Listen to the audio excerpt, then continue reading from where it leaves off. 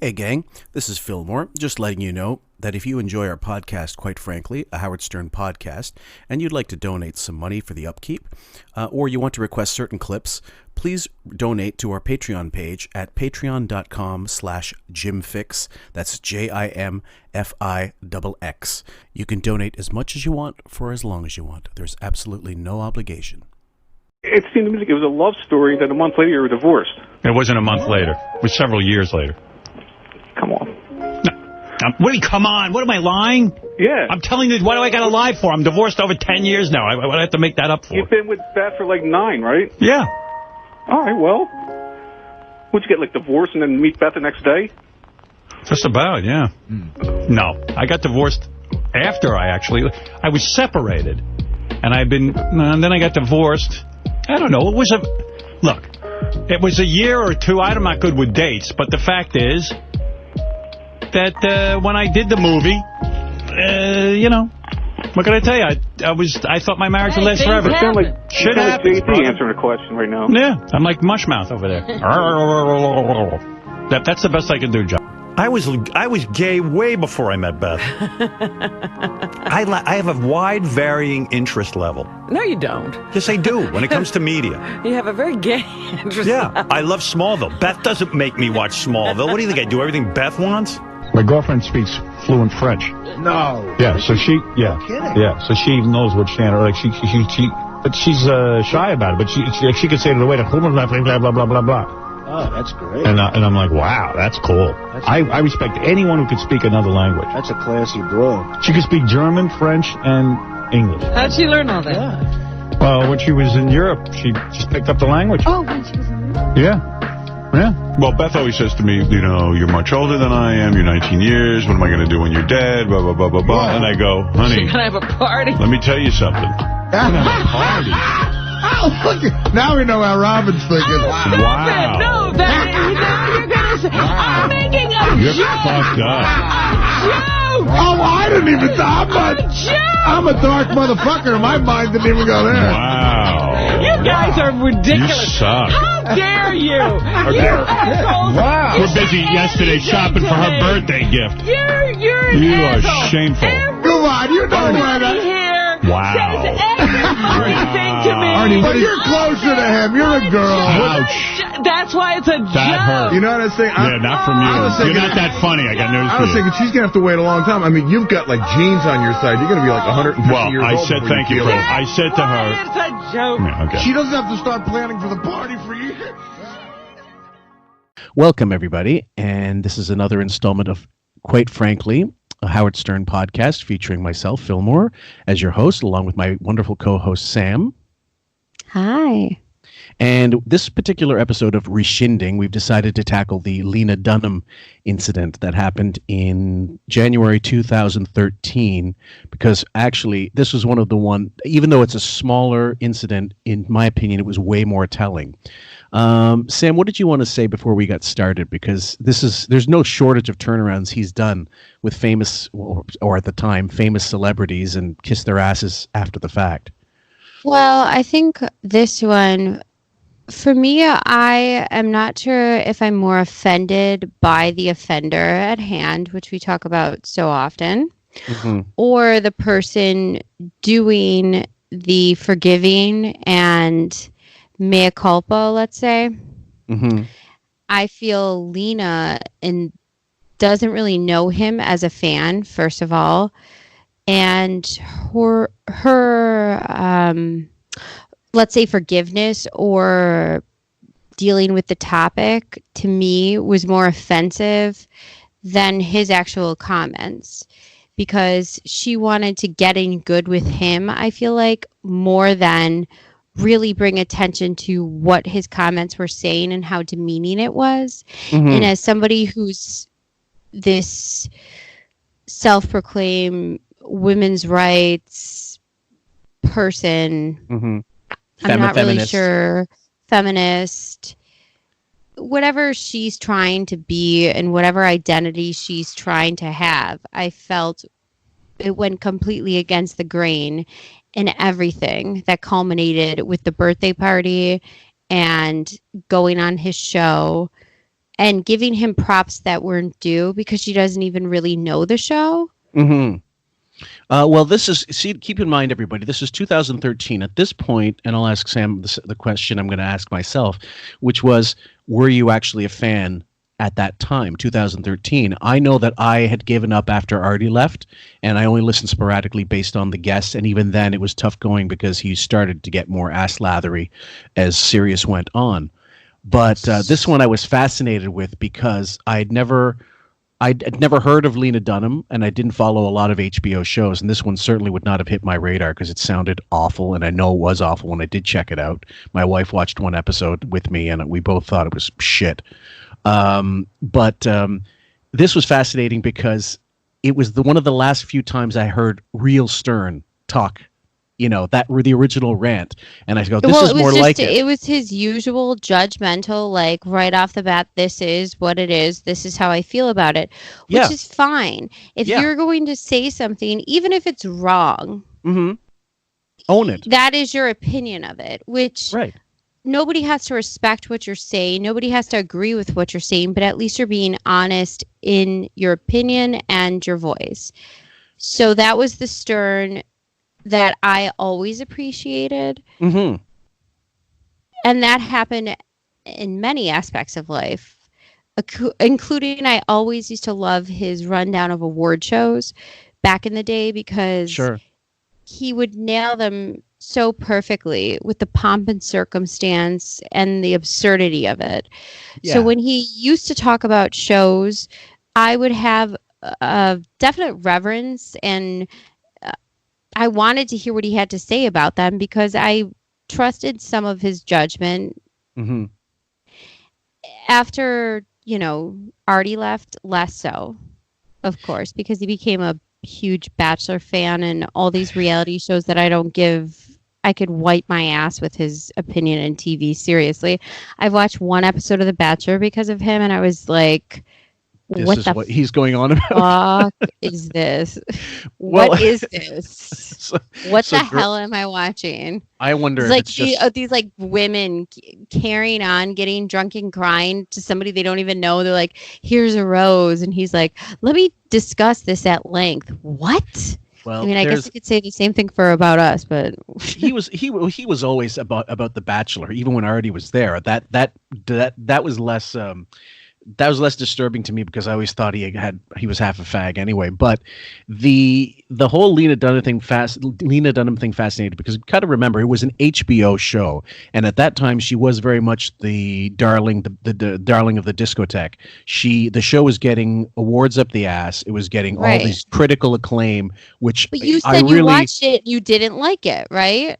Initially, I saw it first at the first episode, and that was all I could put up with, and I hated it. I hated every aspect. Dang. It was like a dumber, younger Sex in the City with loathsome humans, like really awful humans.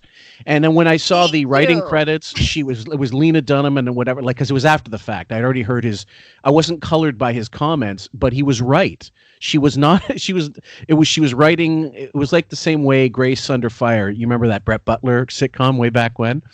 Yes. She kind of wrote herself into so much of the show that you got fed up with the main character. He was right about that, even though he was being hypocritical because his show is all about him.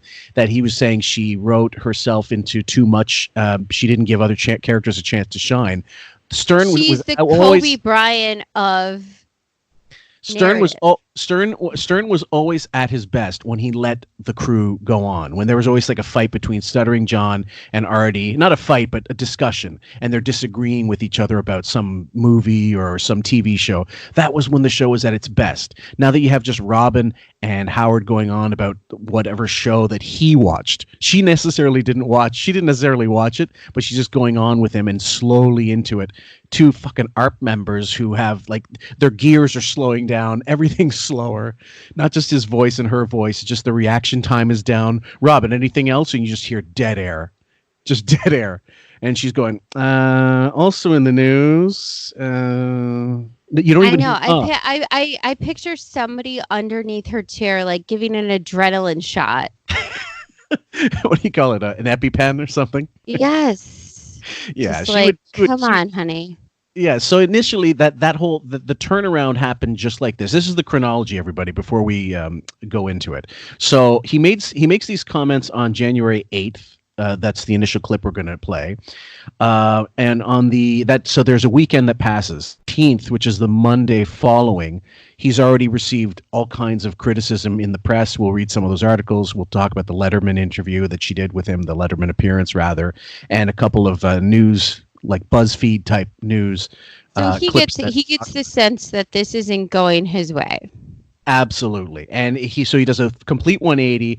There's a spinorama on the 14th, and then on the 16th, which I think is that Wednesday, the last show of that week, because there were only 3 days a week at that point, I think. She calls in, and it's one of the most cringeworthy interviews you'll ever hear. We'll play a good chunk of it. So anyway, are we ready to go? Yes. I just also have to say, when we were talking about, you watched the show, I watched the show once, I hated it. Yeah, that was my initial thing. I didn't like Orange is the New Black initially, that first episode, but then I was told push through and you'll like it, the second one, and then it gets better. Love the whole series. I was never told that about this show, so I stand by it sucks. And the other fact that didn't help it, and he was Judd Apatow was behind it, and I cannot, even though he has a book of interviews with famous comedy writers and comedians, which is actually really good, I hate his comedies. I hate his movies, and I hate his TV shows. I hated Crashing. I really hated almost anything he's produced, and I can't stand him. I think he's a pompous, arrogant arsehole. And he did start up doing stand-up. He was a stand-up or an attempted stand-up for many years. I just don't think he's very good at it. So anyway, here we go with clip number 1, and this is the initial rant. This is the initial rant on the 8th. I just go on iTunes and download whole seasons of TV shows. Beth told me to watch Girls.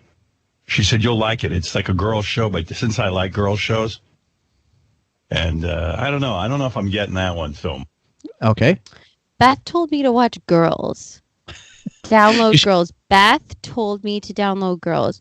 Yeah. Don't they have the relationship where nobody watches anything without the other person, and they're together all the time? Beth can't breathe or change her underwear without his approval. I mean, wasn't that kind of what he made this seem to be? Beth is watching Girls and said he has to watch it. Yeah, she probably text messaged him from New Jersey or wherever the hell Girltown is, and decided, he'd like this because it's basically a gay show. And because, I mean, people forget, Sex and the City, which he raved about for years, which was excruciating. I had to put up with that to watch it with my wife, but I didn't like the show at one bit. It was written by, the creator was a gay guy, and he said in interviews, I wrote this as if it was 4 gay men talking about their dating. And I just made them women, and that was what was creative about it. And if that's the truth, then no wonder why I love it so much, because I love gay men escapades. It's the best. Keep going. Okay. So anyway, I like Sex in the City, but this Girls, I don't know that. Well, this is little girl who looks like Jonah Hill and keeps taking her clothes off, and it kind of feels like a rape. I mean, she seems. It's like I don't want to see that. Now, keep in mind, everybody, this is pre-woke. This is not pre-woke. Yeah, I guess it's pre-woke because in 2013, even early 2013, while this wasn't still acceptable to use that word rape, it didn't become the buzzword, the what they call it, the anti-male sort of the Me Too thing. I thought you were going to say the buzzword was you can't say somebody looks like Jonah Hill. well, I mean, it was definitely Jonah Hill. Hashtag am not Jonah Hill. As early you remember, Sam, as early as 2008, he was censoring Gilbert on the show. You know, Artie and Gilbert would start going on the news, and all of a sudden they'd start with the black stuff, especially. He was going, all right, that's enough of that, and you could hear it. He was aiming to go that way. But I mean, he censors everything now. But yeah, this is interesting because I love watching him step in shit. Let's keep going. Hold on. The other thing is, people have to remember, I almost forgot to bring this up, was the fact that Marcy Turk is now, from what I understand, a year into brainwashing him. All through 2012, he drops hints about getting things done, and David Allen, and not Scientology, but it's almost the same thing. And he starts dropping hints like, I need to hire someone to show you how to empty your inbox, Gary. And Well, this would be they- in line. Hold on, this would be in line with what she would be saying. Look, you got to get off the talking about women like this. If you want the big interviews, you have to stop doing certain things. So I wonder if the turnaround came from him just getting negative press. Somebody like Judd Apatow saying, if you want my stars to come on your fucking show, you will rescind that. Or was it even Marcy Turk? Because if she was that entrenched, she would have been secure enough in herself to say, hey, shithead, if you want this to go down the way you want it to in 2013, this is before the summit meeting, I think, or right after the summit meeting, or around the same time anyway, the infamous McGraw-Hill building meeting where he tells everybody that they're doing jobs they're not qualified to do, that this has to be the change. But he's too stupid to stick to the script. That comment that's what we're listening to now is really him. But at this point, I don't think he's still smart enough to stay with whatever program she has him going on. Sam? Well, I'm going to make sure, because I think it's after the summit meeting, but I'm going to definitely look that up and make sure that that's for sure the case. In any regard, I do see the turnaround as some sort of Marcy edict. It's not just the wave of popularity or culture or people saying that he should go this route. There's some sort of higher power here that he put in place that made him have such a quick turnaround, because you've never seen him at this rate be apologetic for something. Yeah, you've never seen him go to do an about face the following Monday, first thing out of the gate, which is what we'll play later on. But we'll continue the clip. And then erase it so quickly. Not only erase it, but actually lie completely about what people already have on their Sirius, on their audio. I don't recall at the time if they edited his original comments, but when he was saying, "Oh, they misquoted me. Oh, it's a hatchet job," there was no hatchet job. If anything, they were soft. No, you basically said somebody who looks like Jonah Hill is raping you because of what you're looking at. That's what you said. Right. She thinks she's brave. Brave. I'm brave. I'm looking at her. She's brave. She got naked on the Emmys. Oh, really? Yeah, that's the opening of the Emmys. Jimmy Kimmel goes to open up the bathroom stall. She's in there naked. Oh, I didn't know who she was. The joke is that she gets naked all the time. Well, then I learned that this little fat chick writes the show and directs the show, and that makes sense to me because the show... she's such a camera hog that the other characters barely are on, and they need to open that show. In my opinion, if I was a producer on that, I'd say, honey, you're a little too close to the project. You need to allow the other characters to breathe a little and let us get invested in them. Now, how ironic, knowing that he, at this point, is axing the back office radio show, Geek Time. The wrap-up show is going to get a new edict saying it's all about Howard. You cannot be doing 45 minutes on Gary's tech shit. And this is what he's saying about this show. It's completely hypocritical. I'm completely covered in irony. Like, I just went to Wuhan and visited every sick person. Seriously, that's how covered in irony I am. You have the Channel 9 show. You have the E-interview show. You have every single project, every even guest spot he goes on. Let's not forget the Fox pilots, which we will walk through one day. We're going to cover 4 parts on every late night show. That's all about me. That's basically an all about me that everybody already knows about if you subscribe to my show. It's kindergarten every day where you raise your hand and you have 4 things to say about yourself every day for him. All the time. And he has the nerve to even say that this chick is making this show about her. Critics love that show. Love that show. They think it's the greatest show ever. Really? She's the greatest thing ever. I'm watching it so I can watch it with Beth.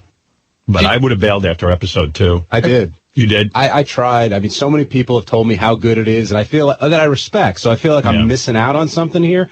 I just can't get through it. I don't find it that entertaining. I really find it don't. like I'm forcing myself to watch exactly. it. So do you when you're listening to this, you believe them, right? You don't sense this as any kind of work, because that's what someone asked me. They go, "Do you think it was all this big marketing ploy to get more people to watch girls?" I'm like, "No, he's not that smart." No. Also, too, when he doesn't really like something, you know. the difference. We've got Gabui and Hein joining in and saying, look, we don't like the show either. This why I kind of like that segment, this short bit, because it really is them talking honestly. I don't like this show. We don't like this show, right? You don't get, there's no pretense. There's no pretense that this is, some people thought it was a work. Like this is all planned. We just were to say we hated her just to get controversy. The show was already reasonably successful as far as critics were concerned. Listen, the ways you don't like Sex in the City, I loved Sex in the City. I have the box set. I enjoyed it. And for what it was for its time as a show, I'm not saying for men necessarily, but for women, I really liked it. This did not do that for me. I did not feel that same draw toward it. So I think they're being honest. Okay. I want to have a thing that I can watch with Beth. She's very uncomfortable, not only to look at. I thought they have lots of things to watch. Well, 2013, maybe it was just The Bachelor and any reality show. Certainly Dancing with the Stars and all that stuff he was into. And I was like, what a fruit. Just a narcissistic brat. Yeah. Yeah. I don't mind that so much, but... Of course, he's the same. You don't want to see her naked. Yeah, I didn't know that she wrote and directed. And when I finally said, oh, that makes sense, because I kept saying, why is it so much on her character? Like, there's other characters. Why don't they give it up to them? But, hey, you know, what can I tell you? Hey, good for her. Why don't we give it up to them? Because then our show will actually be successful and good. Well, like the way my show used to be, when I used to be able to let talent shine. Yeah, absolutely. I mean, crying out loud, the wrap-up show, I think, I don't know about 2013, but certainly into the serious years, my favorite part was the wrap-up show because they could go an hour. Sometimes guys would go on there. I have this great one with Norm Macdonald and Artie on the wrap-up show, just telling stories. And it's way more entertaining than anything you heard 4 hours previous, including Norm in studio with Howard. Hard for little fat chicks to get any kind of thing going. And believe me, I like girly movies and girly TV shows. We know all about it, Howard. You don't have to go any further. So that was the first initial thing. And so we go into some of these articles that she started getting into trouble by the as late, that was the 8th of January of 2013. By the 11th or so, she was on Letterman, and this is a clip I'm going to play. Hopefully it's loud enough. I read that, like, I don't keep up on everything anyone says about the show, but I did find out that Howard Stern really hates it, and which I'm a Howard Stern Pause fan. For a second. He has the right to free speech, and he should just... Okay. Go ahead. One. If you're going on Letterman and you're a guest, everyone knows, especially from Howard, the rundown, and multiple comedians who have podcasts and people have talked about doing these late night shows over time. There is nothing that gets by what they want to discuss. From the people who prep them, to the green room, to Letterman. So there is not one facet of this discussion that wasn't already previously discussed. So in this case, usually the way those things would go is you have a talent coordinator or a line producer, not a line producer, just a producer saying, "Look, what do you have to talk about with Dave this segment? What are we going to do?" Usually it was promotion. Like in this case, she was clearly promoting girls, but who do you think decided, let's go after Howard with this? Let's address it. Do you think she wanted it, or do you think they asked her to? Well, I'm thinking it's an amalgamation of the fact that she wanted to bring this up, maybe working with the person who is the talent coordinator or whoever deals with them and saying, okay, this is how we're going to deal with this, or how do you want to deal with this? This is how we think you should deal with this. I think it's a combination of both. Give me one moment. There is one. I'll see if I can find it. TMZ but ultimately, it's Dave's say. Well, it is, but I was just trying to find not TMZ. Perez Hilton. That's the one. Perez Hilton. I had this and I saved it somewhere, but I don't remember exactly. Okay, January 8th. So the very same day, Perez Hilton called him out.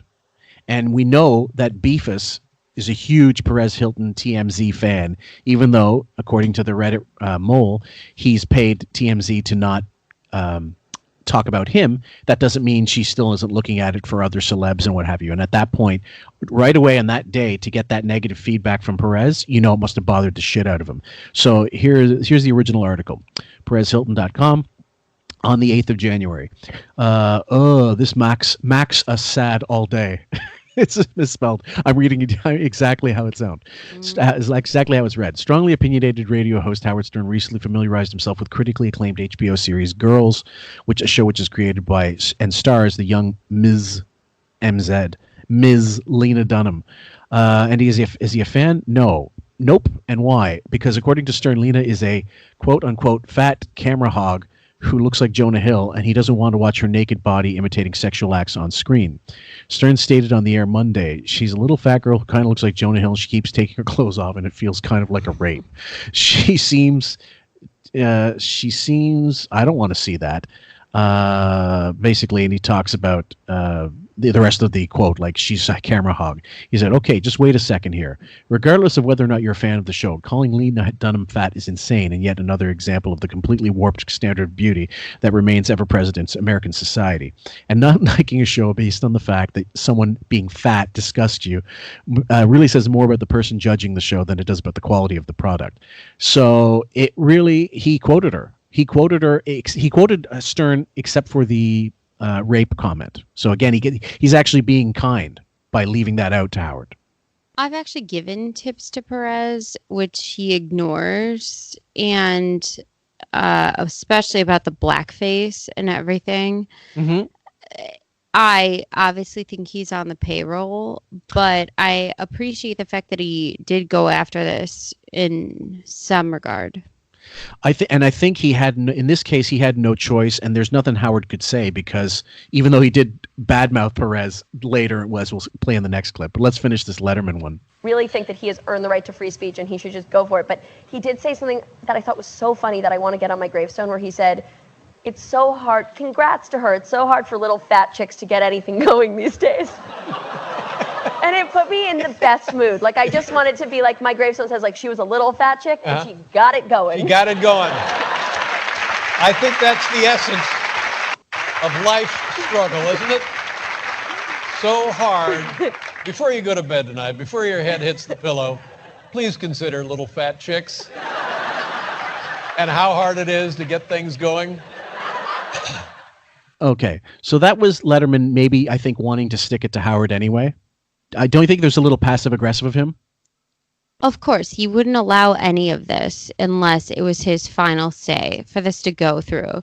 So whatever channels and powers may be that said that this segment was okay to talk about in the way it was talked about, this was Letterman's final say. And how he ended the segment was saying, this should go on little fat chick segments everywhere. That's his knife and turn. Yeah, I believe so. And but it's just amazing how fast this turnaround happened, because there was an article, there was a report, I believe I got this from, hold on a second, it's on YouTube, but I did get the audio. I just wanted to see the also too, how nice of Lena Dunham.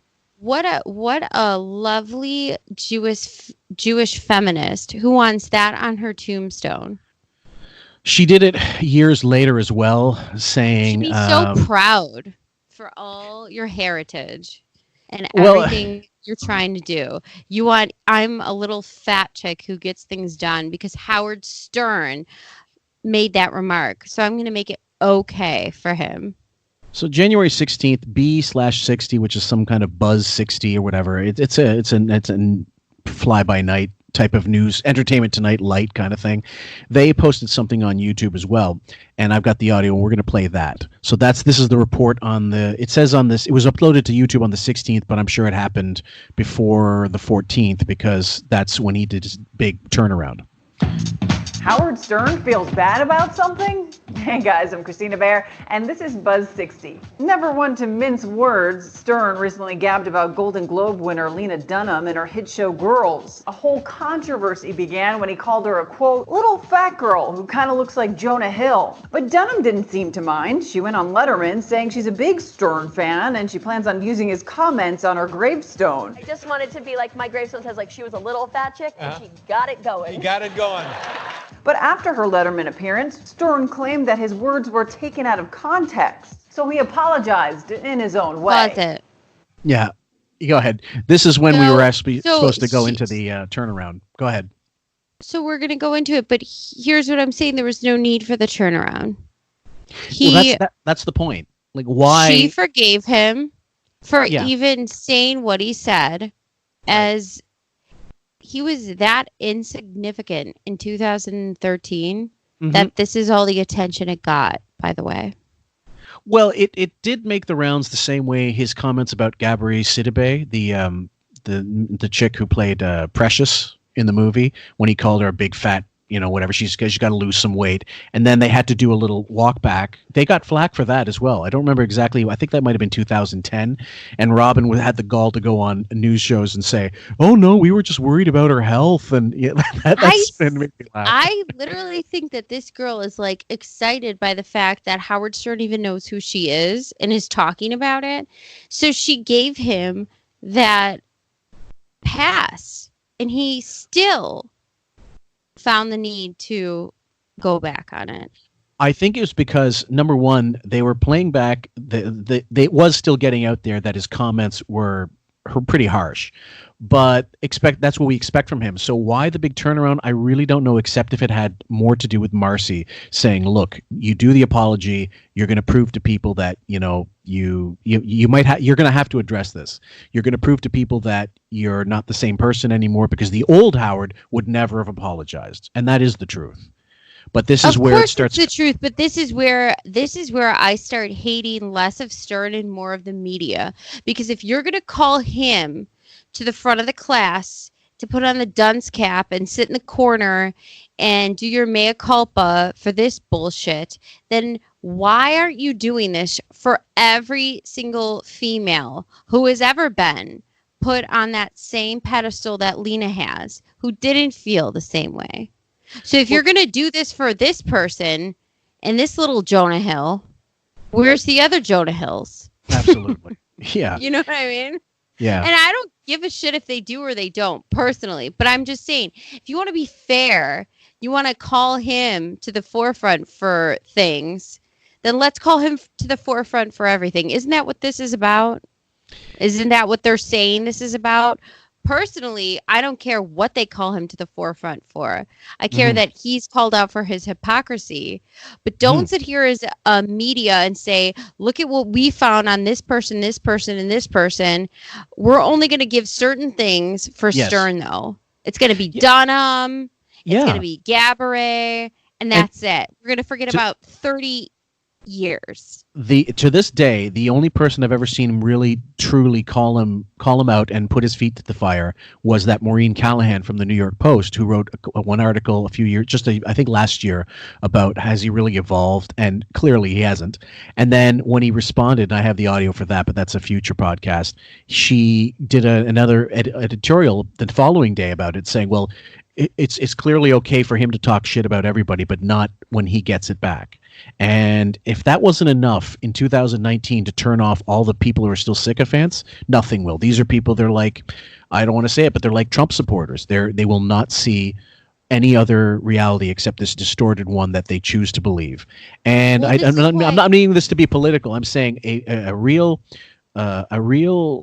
live analytical human being does not always give their favorite celebrity, their favorite politician, their favorite band a pass. When they make a shit album, they say something awful in the press. The movie stinks. You say, look, that was a bomb. You have to admit this was wrong. Certain people, certain realities, they will not admit that somebody effed up. It's not in their DNA. You were going to say? Well, this is why, like, at this point, the people I like less in this situation it's not so much his misdeeds are his misdeeds. Mm-hmm. The things that I thought were funny in the past that maybe were wrong, I'm not here to say that's wrong because of the climate of culture now. That's right. What I'm interested more in is the people who are putting other people's feet to the fire for things and calling them out and railing against them. Politicians, celebrities, musicians. You want to put people's feet to the fire and call them to the forefront. You want to have the Salem witch trials for every single popular person in culture every day of the week on Twitter or every piece of social media you can find. How can you only select few of things for him? You're going to do Lena Dunham and Gabourey Sidibe, but everything else is fine. It's fine. We're just not going to do that. And you're going to still keep your job and make $90 million a year. Let's say he doesn't even make that salary. Let's say he makes half of that. He does. You know that kind of money, what that could do for a family who has people who look like disabled fat little Jonah Hills, the ones that he's talking about, who make $40,000 a year, who are single mothers, who can't afford to put their kids in, I don't know, whatever little fat Jonah Hill schools that they need to. I mean, seriously, who the fuck does he think he is? Like, you want to get paid this money? Fine. What are you doing better for the culture, for people, for everybody? Who should pay you that? Well, the thing was, this was my problem. This was one of the last few times I ever agreed with him on anything. I hated the show, and I thought, yeah, I mean, the whole rape thing, I didn't agree with him because I thought, what an analogy. How does this look like a rape, her naked body? She was repulsive then. She is repulsive now. And time has only proven that she is a horrible human being. If you've heard her comments about abortion and how every woman, I wish I had one. Sister. She molested her sister when she was, and admitted to it in her own book.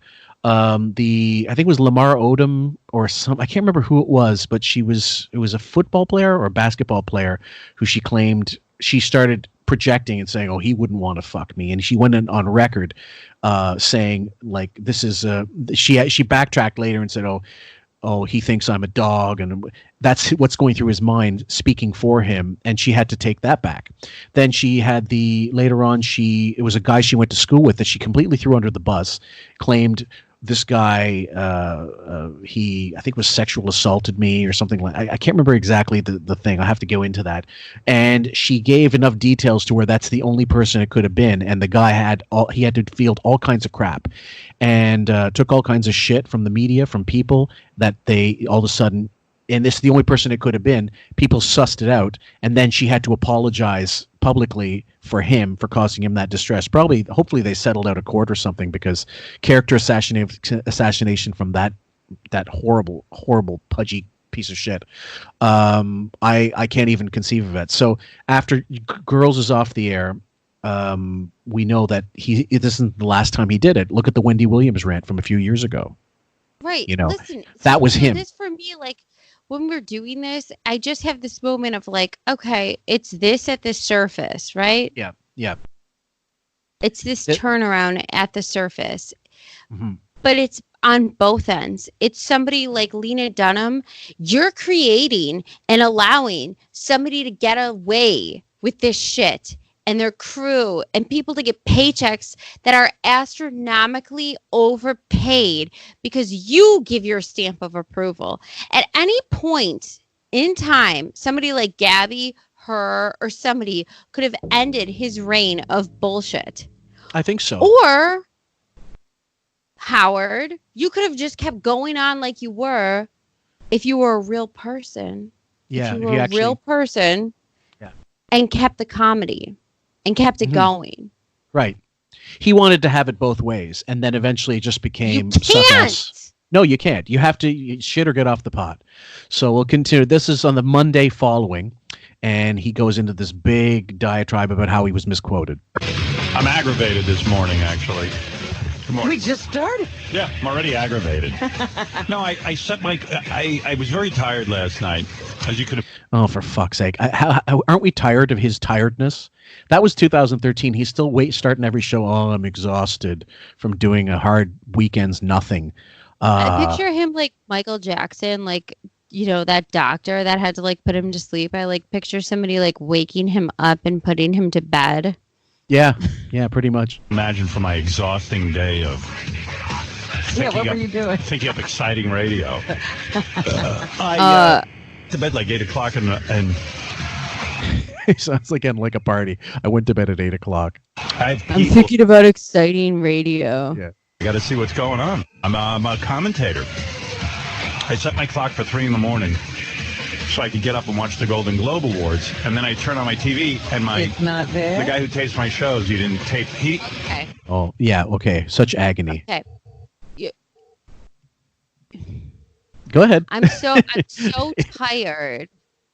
I got up at 3 to watch the Golden Globe Awards. First of all, why would you just watch it live? You dumb fuck.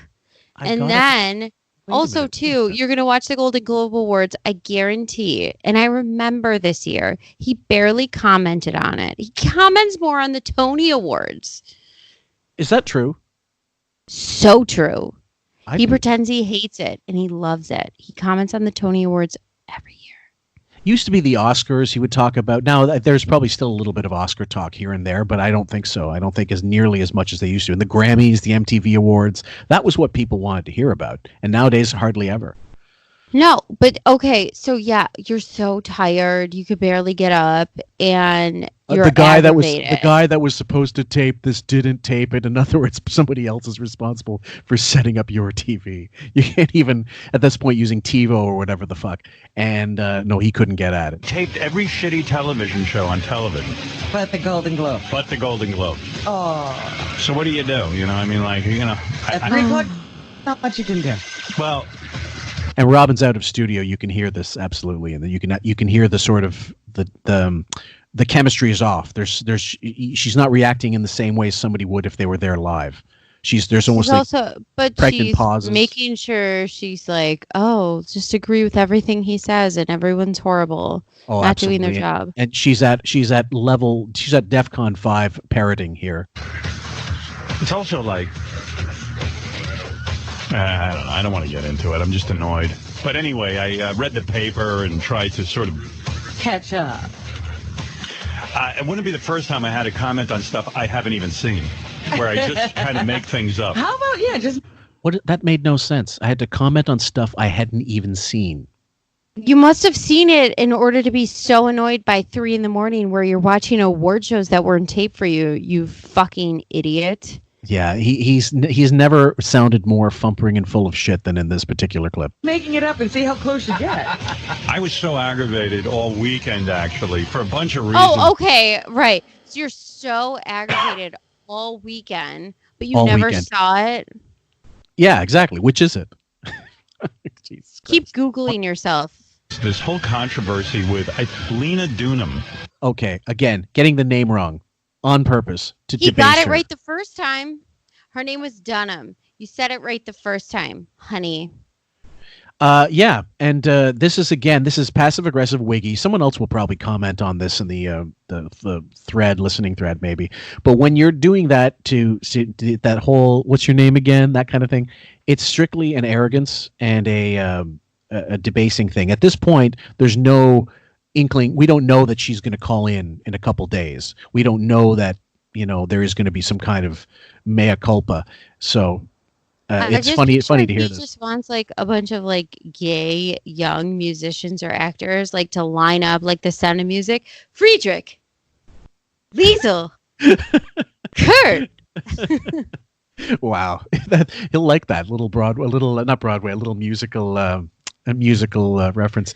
I think that ultimately what the real thing was, he Yeah, it was too much negative press, and for some reason he couldn't take it anymore, and it was uniformly negative. So this was where the tide, I think, this is one of the tides that really turned. The Ellen thing was way later. At this point, he's still saying she's a cunt. she would just like looks like she smelled bad pussy, but the Ellen turnaround was, I think, a little later. It was the job, yeah, because his job on American Idol was, he thought, was being perceivably threatened. Oh, AGT. No. It was American Idol. He thought that his job at American Idol, he had a judging job. And she got the judging job at American Idol. Dunham, who is the star of Girls. You know, it was so weird. And I know my job is weird. Probably weirder than any job in show business, because I was thinking about this. For the most part, I just kind of sit here and think out loud. I mean, let's face it. I don't have the luxury of an editor. He doesn't have the luxury of an editor. When has he needed an editor except, in movies? When is he, in whatever kind of e-show? When he was did doing he ever visual. want an editor?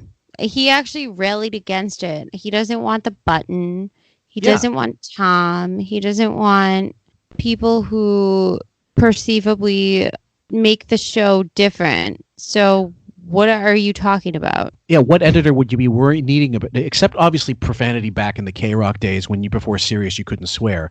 But there's no need for an editor unless you want something out of there that's going to hurt you or that you think twice of. And in this case, you're admitting that you needed, by saying that I don't work with an editor, you're saying I needed one in this case and didn't have it. He could have edited it from the replay. He could have easily just said, and it probably would have gone away.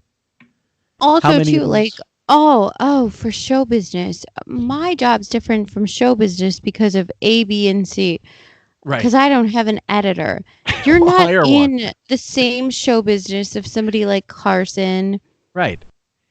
Or Leno or Letterman. And so what are you talking about? You're not new to the business of radio, shithead. You know that this is what's happening. You know your mic is live, and you did feel that way. So this turnaround makes no sense, except if he's coerced or he feels I have to do this to keep in the good graces of Hollywood and Judd Apatow. Like if I was writing or tape. Yeah, when I was writing my books, I would think, what do I think about this? And then I'd write it. I just write it, and then I'd look at it and go, I don't like it like that. I'll edit it. And I don't feel that way anymore. I don't feel that way anymore. Yeah, he people can change their opinions. Burn my books. The two books that thousands of people, millions, stood in line for at book signings. Yeah. Now he's telling you to burn them. So all that time you wasted with people thinking that you're doing something and you're a part of some sort of counterculture. Right. This is your savior. Yeah, and keep in mind, everybody, I know there's a lot of haters, not a lot, but there are people that comment, say, well, how can you be a super fan and still, no, not a super fan. And we're ex-super fans. That's the whole point. And the very idea that he kind of went, he basically a craven betrayal of everything he stood for. No one was saying he had to keep the Sibian or he had to keep all the, the Bunny Ranch girls coming in, but the unfiltered stuff, the whole idea of talking about the hypocrisy of Hollywood and people who are full of shit, calling them out on their shit. He doesn't do that. Now it's whoever it's always been who he's got a problem with. So Chevy Chase for the longest time, right? And deservedly so. He was a good target. Chevy became unfunny. Rosie O'Donnell, I couldn't fucking stand her. He picked the right. And this, for example, if you want to say that you don't enjoy somebody who's less than, let's say, what your type of perception of attractive as a woman is, you don't like this person on your screen. Right. Why aren't you allowed to say this? Because you've done it for so long. You've laser pointed people, had people naked up here. Now all of a sudden we're just going to be different. Okay, you want to be different, be different. But this is how you felt about it. The thing about Stern, that the best part about Stern, wrong or right, it was unapologetic. That's and correct. I think less so of the caring or the barometer for the rightness and wrongness was the fact that it was wrong or right it went off in everybody's head and moral compass didn't matter was the fact it was unapologetic. Yeah. So you could be wrong, right, indifferent, in between. You picked and choose what you liked. And his opinions were his opinions. That's right. You At didn't least have to we go thought. along. But Yeah. now we're seeing... We know that they're informed. This is now more of the same. We just didn't see it so much before. Yeah, they're informed by whatever trend is swinging his way. And with Adam Driver came well after this turnaround. But Adam Driver was a big part of Girls, and he kind of springboarded into bigger things, obviously. And I'm not a huge fan, but he's had him on since then for promoting, Star Wars or whatever else. Again, it really is. I just wonder, did he have Carol Alt on to say that you're really a supermodel? Yeah, I'm going to say, it is funny how he picked and chose exactly who he decided to make good with again. And it was all calculated. So there was nothing genuine about any apology. And keep in mind, everybody, at no point does he actually say, I'm sorry to Lena Dunham. There's no apology. There's just, it's not contrition. It's all just horseshit. So, I went through that whole process where my wife said to me, you got to watch the TV show Girls, which is on HBO. So far, so good. That's true. And I started watching it, and I was just aggravated and annoyed by the first 2 episodes. I was like, why am I watching this? I don't like it. I don't like the girl who stars in it. And that's also true. We know this. So far, so good, right? Right? And so I made comments about, but it's cool because she's a fat chick and she can, It's cool because she's a fat chick. In what world has this drag queen wannabe closeted fruit ever said that it's cool to be a fat chick? Never. Raise your hand. Anyone? It's cool because she's a fat chick. Never. And just listen to the original audio, guys. We played it for you. At least making a career for herself, and she's the writer director, but she gives herself too many scenes. And I was going through all the reasons I kind of don't like it. And then the next day I get on the air with Robin and I go, I was watching that show Girls, and I'm up to the 5th episode, and everything kind of changed for me. It kind of clicked, and I went, wow. That never happened. No, I don't. I was looking for it. I was looking desperately for it. In fact, just hold on for a second. I'll see if I can get through Actually, I can't do it because it'll change my connection. I looked on Mark's Friggin' for any subsequent discussion of it with Robin on the air. I don't think it happened. Did you? Never happened. Same. I looked through peeled through every single thing from Mark's Friggin'. Never happened. There was no I went to the 5th episode, reviewed this season. Bullshit. I looked as well, and because I was like, I must be missing something. Bullshit. Or Mark Mercer decided I'm not going to include this because, in fact, his actual rundown, if you read it through Mark's Friggin', he does not mention the whole. I don't think he mentions the rape comment because he's not very good at particularly keeping meticulous notes. He's more like a point form, like a Cliff Notes thing for the show, which is useful in and of itself. But I wasn't really enjoying it, but by the 5th season, so you weren't enjoying it, but the 5th episode. So you weren't enjoying it, but you watched all these episodes. And she's kind of like a little Woody Allen in the sense that Woody Allen used to cast himself with really hot chicks, and you'd go, what the hell is that about? Right. He's a little... I'm sorry, was she sleeping with somebody's stepchild in the 2nd episode that made him think that? Well, regardless, when did he say anything about Woody Allen? Not once. You've already heard it, guys.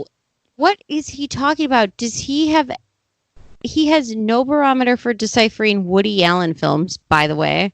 I doubt he's seen any. Well, this is very telling, actually. What he's going to say is that Woody Allen would put himself with women he could never actually get in films. He would star as himself, the nebbishy guy, and get Mariel Hemingway or not Mariel. I think Mariel Hemingway. That's correct. God, who else? Julia Roberts. All these women that clearly would step on him just to get at Brad Pitt. I truly think he just read an article. Yes, I believe so. That was him. That's probably him projecting from something he read because we know he doesn't come up with his own thoughts. Yeah, this is his fantasy and nobody else's. It was bothering me that this girl who was, not a sex symbol was with these hot guys. It was bothering me that this girl was with these hot guys. Of course it was bothering him. Right. Yeah. Because it was all fantasy. It always bothers him, just like we did with the Reschinding Jennifer Aniston episode. Hi, people. He's bothered by the fact that Brad Pitt left her. So, Well- and John Mayer. Yeah. So she's now labeled undateable because all these hot guys. How could they? And what's it like to be What's with wrong all with these her? hot guys? Also, the Wayne episode, anytime he had fat people on, like, or people on his show he had to weigh, he would be jealous of the trainers. He was jealous of Artie's trainer during those series. Like, oh my God, he's the calling losing weight you. competitions. Yeah. Yeah, losing weight. Oh, he's calling you, not me. That Yeah. trainer, that hot trainer. I want a guy. It's hard to re-listen to those knowing what we know now. I said, well, how's that different from Woody Allen? And It took you a while to get there. took me a while to get there. And then there was a line in the show that I thought was brilliant. But I can't remember it. Yeah, this is him reaching, absolutely. Where this guy is sitting there and he's talking to some of those girls. He's sitting around a party or a table, and he said, and his phone rings and he goes, "What? Something about pounding her pussy." Remember I told you the other day? Right. Wow, that's Woody Allen. That's something you hear out of what Woody a Allen. great line. I could hear Francis Ford Coppola just like, I mean, think of all the great lines that Artie delivered from like The Godfather verbatim, and listen to this idiot. And the girls are flabbergasted, and he goes, "Oh, that was just my sister." And all of a sudden he went, "Wow, this show's very, very funny. I like it." And then there was another moment on the show that really clicked for me where, one of the guys, she just kind of says, so-and-so has become trained in the Alexander technique, which is kind of gay. And I just thought that was just funny. Why is it funny? What's the reference? Alexander the Great? He knows nothing about him. Alexander of Macedonia? Jesus Christ. Whatever the fuck that means. Yeah. Wait, I don't understand. So that's kind of funny because it's gay? He sounded kind of funny because it's gay. I'm not getting the correlation here, Albert Brooks. That used to make me laugh every time Artie would bring up Albert Brooks as someone being, like your regular Mort Saul. And he'd use all these references that you'd never hear on a fucking Stern show. And then This also reminds me, too, of the fact that when they would say Sal's retarded because he says his favorite show is The Odd Couple, but he wouldn't know half of the references. Sure. So they would say Lucky... Dead Air Sam. Lucky Lindy makes it. Right. Howard's the same So way. He so much goes over He thought his head. it had to do with the horse race, not the fact that they're talking about a baby that was kidnapped decades ago, and that's why it's funny. And it's a boy. And he's like, oh, it's a girl. Yeah, it's about a horse race. And I kind of I'm not quoting the lines right. I don't remember lines. Right, you're not verbatim. You're off script. But I kind of just started liking the show, and I said, I've done a whole 360 on the show, and I really admire the girl who writes it. And actually, he never said he admired her. He never fucking said he admired her. Now, after the fact, yeah, maybe, but you didn't say it on the air, buddy. I like when she comes on camera, and I just... He does not like when she comes on camera. He never would enjoy that. There'd never be a second of any day does he love somebody that's slightly overweight having sex or fingering herself on camera.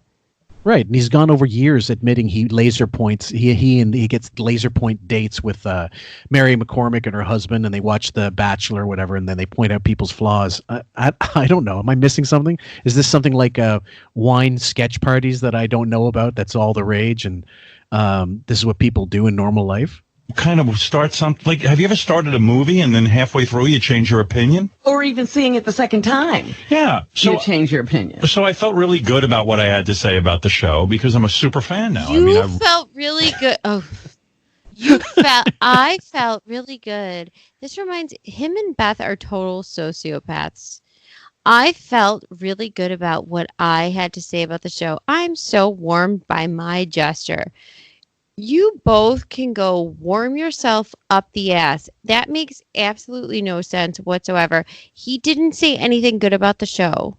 He said he hated it and felt he was raped by a fat little Jonah Hill lookalike doppelganger. Getting naked all the time with these hot guys, but he never said the hot guys until this is what he's focusing on when he comes back to talk about the show. And I guarantee he did not watch 5 episodes of the fucking show.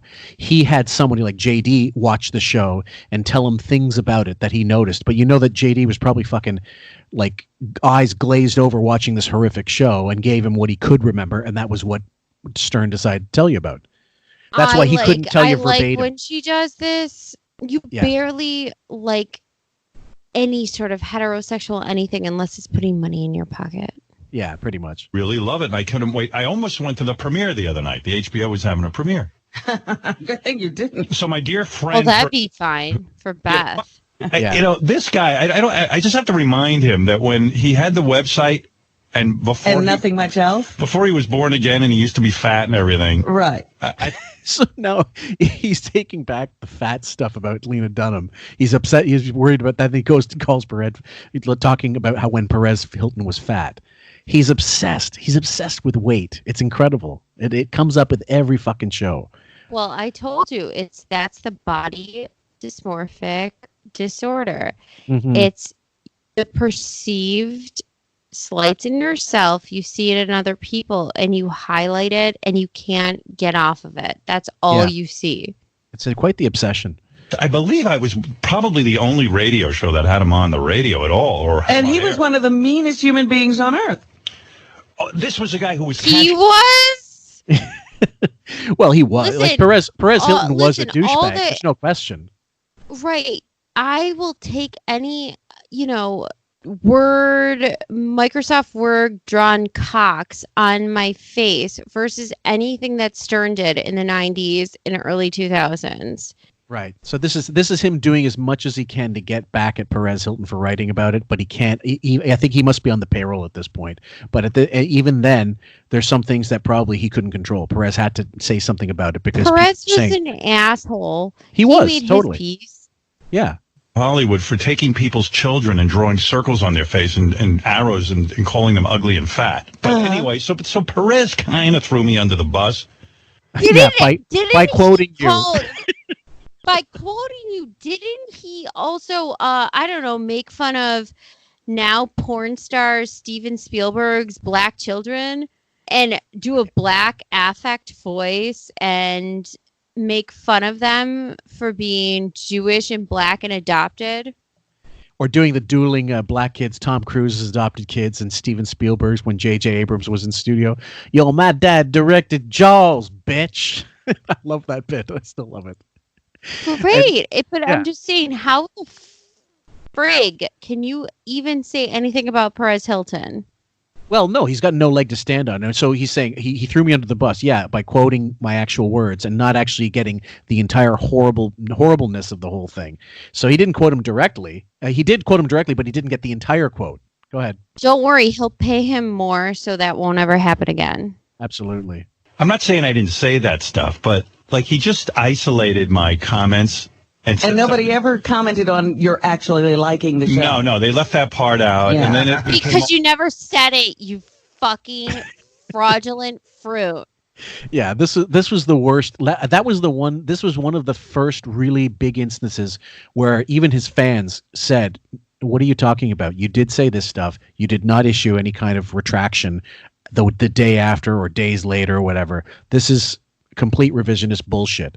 I can't believe, knowing that he's got his own stuff archived and that Serious Replay stuff, because that he would go on this tirade as if people never heard what they heard. That's why when Wendy Williams said he's taking this off of the archive, it's never to be heard again. That 45-minute on and off rant he did about her.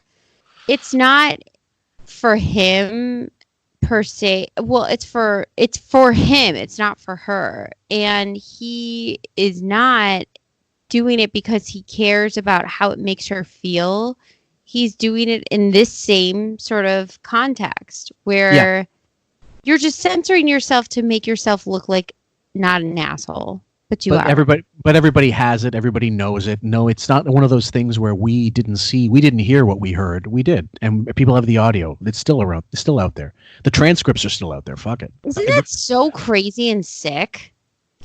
There's a strange pathology, absolutely, but in this case, I'm sure it was strictly all about it makes me look bad, so I got to get rid of it. And he, again, the old Howard never would have cared. It was publicity, as they say, any publicity is good publicity. And now all of a sudden, and I'm sure it's due to Marcy, now all of a sudden he's got it in his noggin. He's starting to get into it. He's finally getting it. They will report on bad stuff, Howard, and you can be taken down if this happens enough times. But again, media, like you said before, the media are complicit in giving him pass and not quoting him directly. If that rape comment went more viral, he might have been finished then, actually. He might have actually, it was pre-Me Too, but it was... And if Lena made more of it, yes, then, I mean, I'm not saying she should have or shouldn't have. I'm not saying what anybody should do.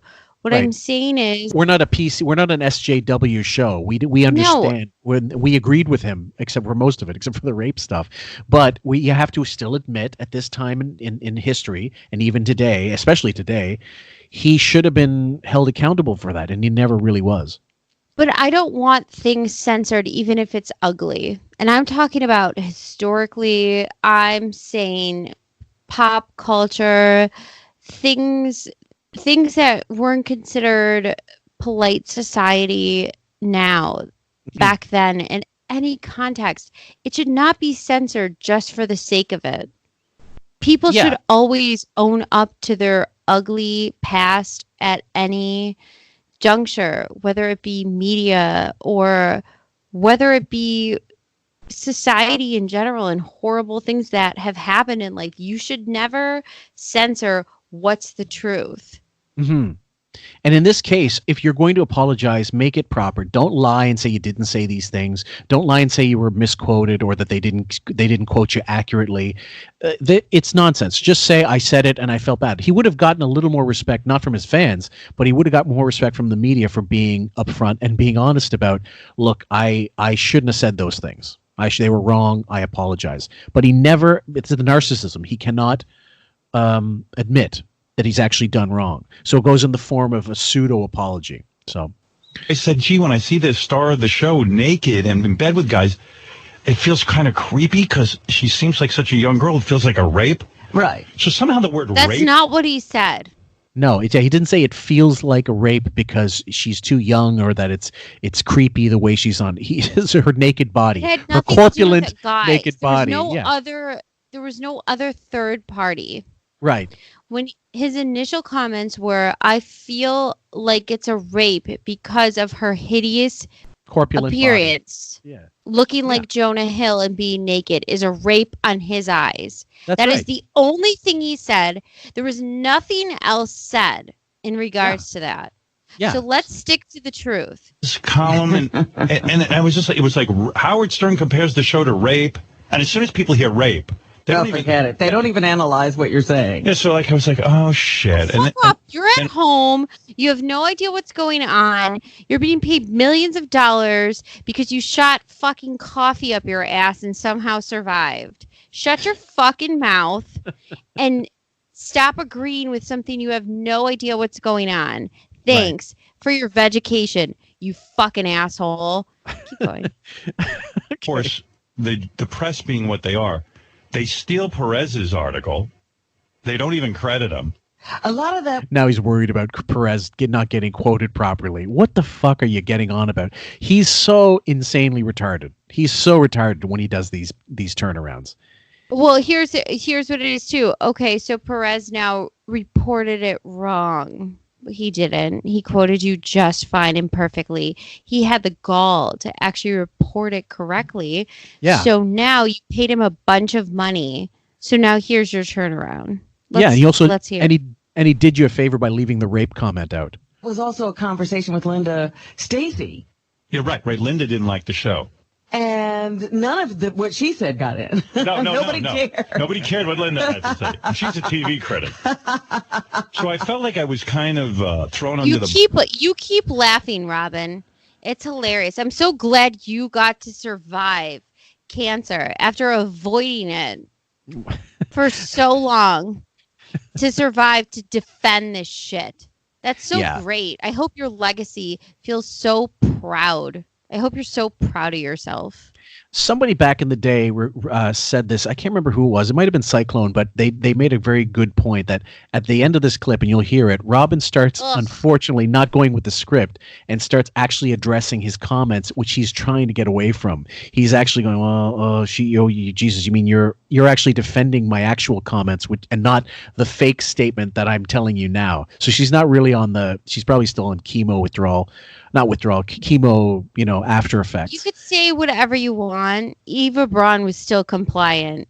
She's a fucking asshole. She is. Well, it's because I can do that with anyone. I can just take with some of Perez's old columns and say, here's the shithead who did this, or said that, or I could take anybody's comments.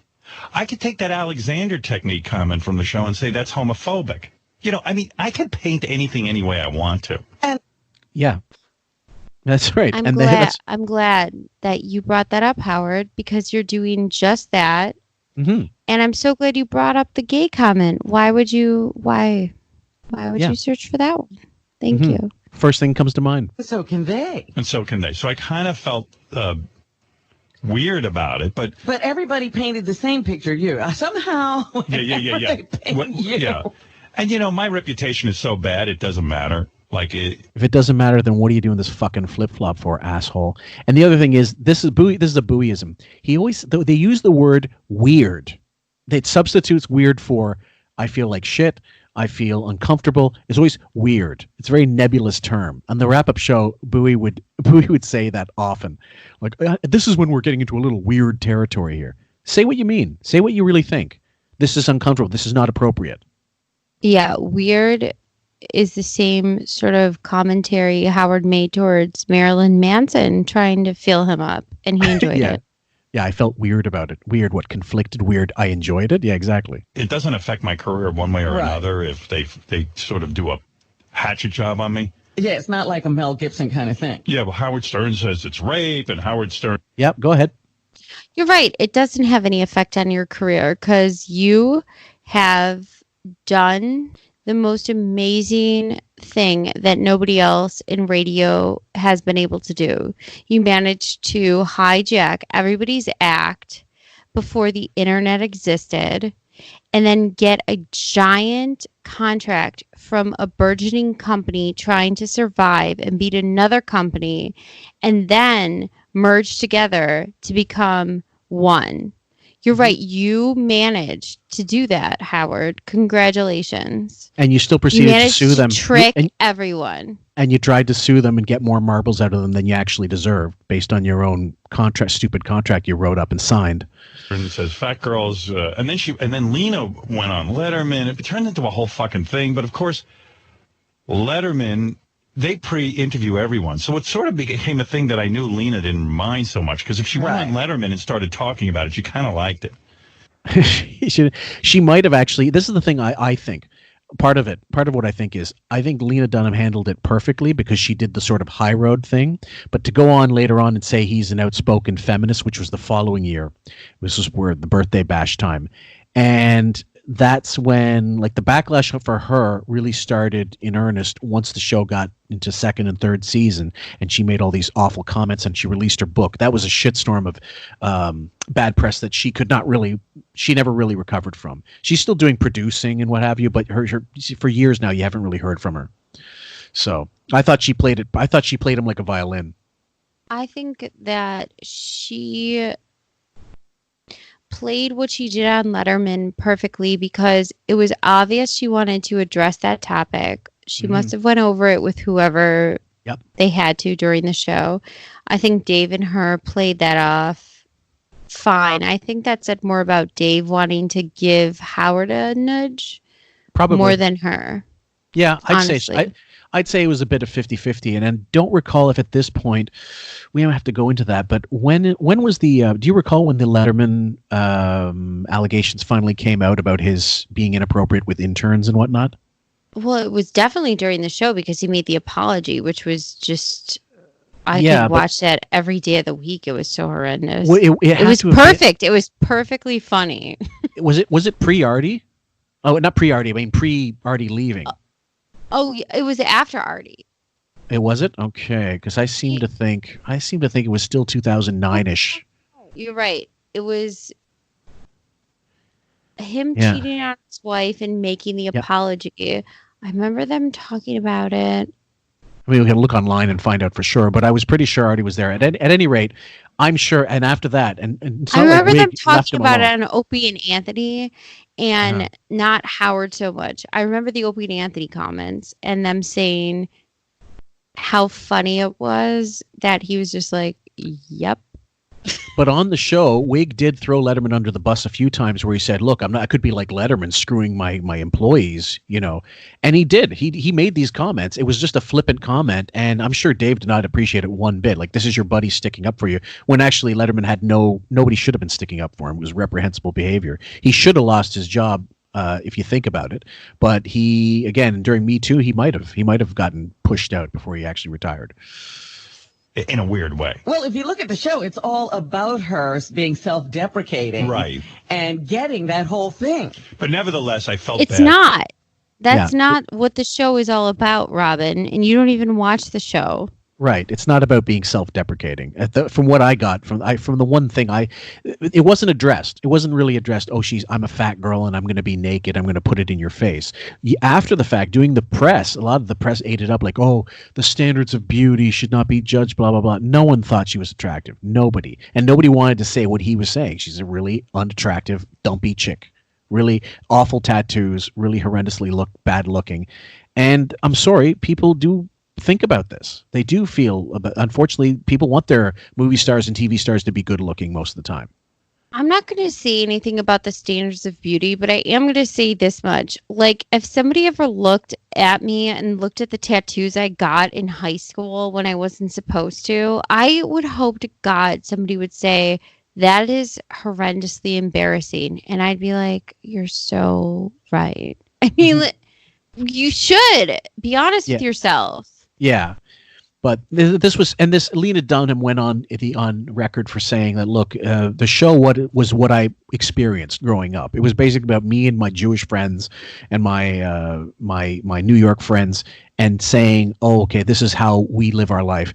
And because she got flack for not having enough people of color or Asians, for, like, you know, minority races in the thing. She's like, I didn't know about that, so why was I going to write about it for token inclusion? I agreed with her for that, even if I didn't like the show. I really do love the show Girls and enjoy it, and I admire the girl who writes it. So I felt bad for you too, because I was reading it and I was like, oh, this is just, it's so one-sided. Yeah, you know, it's not the There's only one side. I'm sorry, why would she feel bad for him? She's supposedly recovering from a giant cancerous grapefruit tumor that made her not be able to pee, and she was almost dead. She feels bad for Howard through this? Yeah. Whole story, this is totally out of context. it was a hatchet job. Yeah. Plain and simple. What?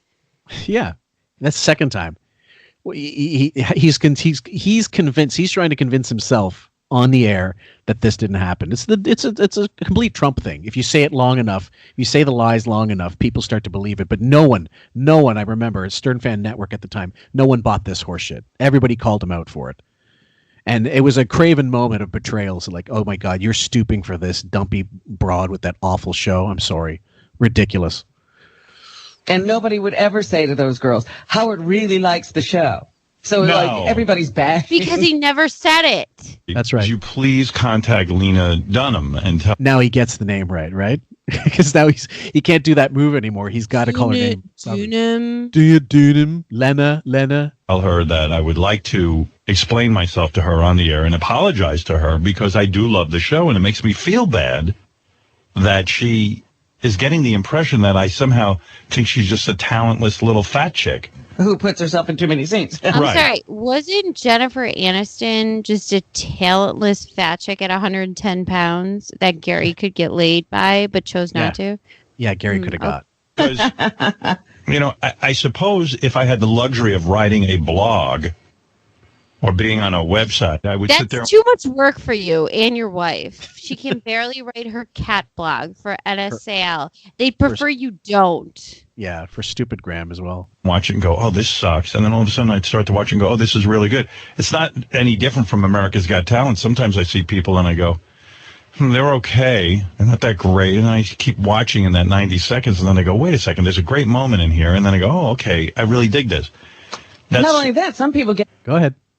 Wasn't that all a joke, right? Didn't he say on Colbert, who would pick me for America's Got Talent? Why would I be a judge for that? Why would anybody pick me to do that? It's a joke. So everybody from the years that Howard Stern was on America's Got Talent, just so you know, that was a joke. Right. That was his explaining getting fired, basically. Get voted through who you didn't like until their fifth performance. Yeah. So it's like...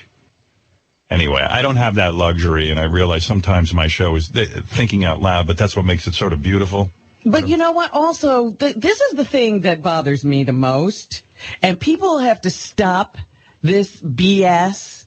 Like everybody's perfect, and everybody's first thought is their best thought. Well, most people in the media, I can't think of anybody who works the way we do. Like when I do Letterman... How about every other radio person out there, except you got a podcast? You can and do censor your own replay, and you had. Even at that point, you'd done it. So there's tons of people that work free-flowing talk, and they get caught off for it. Like people say it. The nappy-headed hose comment from Imus, he got busted for that. He got busted. He never got away with it. So, live with it, dude. He gets away every single time he does something like this. Mm-hmm. It's like carrying a decapitated little fat person's head who looks like Jonah Hill every time, just waving it in front of society and his job and everything else. And I don't care, but just don't act like you're not getting away with it. Afterwards, they say to you, is everything cool? And you go, let me think about it. And there have been times you go, maybe I want to edit that out. And you had that luxury in Letterman. And sometimes they forget. You edit it out. You edit everything. You edit everything. Think about it. And there have been times you go, maybe I want to edit that out. And you had that luxury in Letterman. And sometimes they forget to, or don't even realize something they said was so bad, then they don't edit it out until somebody screams. But my point here is this. You were watching TV. And when you watch TV, you don't watch it hoping to be, the greatest human being on earth. You want to be entertained. Yeah. And what you're originally looking for before you ever know what something is just your particular likes. And so if you like to see shapely naked women, the first thing... What's that? Cock. Yeah, of course. You see is this girl who doesn't look like everybody else who takes her clothes off. You might go, ugh. Yeah. But that's no big deal. And they should stop this nonsense like everybody else didn't have that opinion. And Linda Stacy said it herself. She takes off her clothes too much. Yeah. Linda Stacy did not say looking at her body reminds me of a rape. And Robin never had children. Just by the way. In a way, though. She's so condescending. Yeah, but she's saying, look, why you have to apologize because you don't like the show? Why you apologize? What's the point of apologizing if it's not your wheelhouse? But it's not that he didn't like the show, Robin. It's a little more about the awful comments he made. Yeah. Linda's a woman and said that. Yeah, I know. Anyway, you know what? I said to Gary, hey, get her on the phone. I want to talk to her. I want to tell her I like the show. Because I really don't want it hanging out there that I don't, when I do. It'll hang out there anyway, because you don't get to write what's in the rest of the world. Yeah. And it really killed me. Like the Daily News printed it up, and I went... So, there we go. It killed me. It killed me. So he's clearly bothered by the bad press he got. In the old days... It has nothing to do with what his opinion of the show is or not. It's just the attention it's getting that's negative. Mm-hmm. Do you recall prior to this, let's go even further back, let's say 2000s. It would have been when he was dating Beth and the people would report on, we saw Howard with a blonde and mystery blonde and blah, blah, blah. And then he would say, I don't want my kids to see this. I don't want like you give a fuck about your children while you were with them, with your original wife, your first wife. And this is bothering you, like all the bad press. Do you think he always was bothered by it? I'm always surprised at what he selects now to be upset about or undo or edit. He cares more about this stuff, a TV show that he said some comments about an actress that's unfortunate looking. I don't understand why he picks certain battles like this anymore. I mean, it's over a TV show. Who cares? And also, the move used to be with him and Buchwald that you don't deny, you don't apologize. Basically, if you don't respond, then they have to write their own thing. It's just an op-ed piece. But if you respond, then you're showing that they're getting to you. So don't do it. And I think that was a wiser thing for Buchwald way back in the day, except in the case of for example, the stripper Howard buys a stripper a Mercedes story, which it says the same thing. We were tempted to reach Howard's representatives. They would not contact us. So you just report it. And all he did was bitch about it on the air, but there was no lawsuit. And as we all know, if he doesn't like something, he'll sue if something is defamation of character, unless it's true. Right, like the Beth herpes story with Imus. That one I still did you ever hear the audio of that ever? I keep hearing about that story, but I never heard that before. I did hear the audio for that. And yes. I wonder that's if what it does exist. SoundCloud? I'm not sure where I heard it the last time, but I definitely heard it. I remember listening to it. They most really implied that she had herpes, but he never sued, so. So she might still have it. Okay.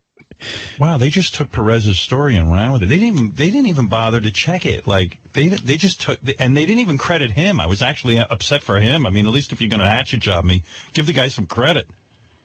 The guy who did the hatchet job. Oh yeah, Howard loves giving credit. Ask Benji. Yeah, and he really feels bad about gossip columnists when they don't get credited properly. I don't know. It's fine, but did that Gary get a hold of her? Well, he tried. He got a hold of her people, and she said she might call him because. Okay, so there we go. Proactively, they're calling Lena Dunham's people. You just got the admission. So this isn't. So it's clearly bothering them. Something definitely went down behind the scenes where he said, "We got to put a stop to this." Again, the old days that would never have happened. There's no way. There's just no way. She had the Golden Globes. Yeah, she was all over TV last night. And she's in L.A., so I don't know with the time difference and everything, but I hope I get a chance. She could still be up partying. And then I wrote a note to Judd Apatow, who's the producer of the show, and I said, hey, if you see her tonight, just tell her I'm trying to get a hold of her because I do feel badly that the impression is that I think she's, sort of a talentless little fat girl who, and that's not how I feel. But anyway, go ahead. That is how you feel. That's exactly how you felt. Her little fat presence made you feel raped visually. They sent a note back and said, maybe Thursday. And I said, we're not on Thursday. So I'm going to try to get on tomorrow. Oh. I'm trying. Okay. So follow up. This was the desperation the 14th. in the air. Wow. I mean, he's trying to contact friggin' Judd Apatow. They must be like, this maniac doesn't realize he's irrelevant. For those of you listening to the podcast right now, if you go back, listen to the last 10 seconds or so, the last 15 seconds of his fumpering, you hear almost the exact same kind of pauses and stutters or stammers as when that New York Post article about Emily Stern came out and he was saying she's really a great girl. If you listen to his rebuttal from that, which is also on my channel, you'll hear almost the exact this same ism cadence. Yeah, absolutely. It's really amazing when you start, because if you listen to these clips long enough, you start to hear the patterns. You know what I was thinking too is, when did Crashing start? Because he hired Artie for that, which that kind of soured, I think, Judd Apatow Howard Stern relationship. Then, well, maybe hold on. This was part of it, because I do find it kind of funny then, right after this whole thing, Crashing debuted in what, 2017. 2017. So that's 4 years after this whole thing. Mm-hmm. And now I believe, if I'm not mistaken, they might have even gone into studio to promote it, him and Pete Holmes. But I don't know. I can't imagine they did. I think Judd Apatow might have been in separately, but not Pete Holmes. And because to go on the show and not bring up Artie, who was such a big part of that show, would have been unconscionable.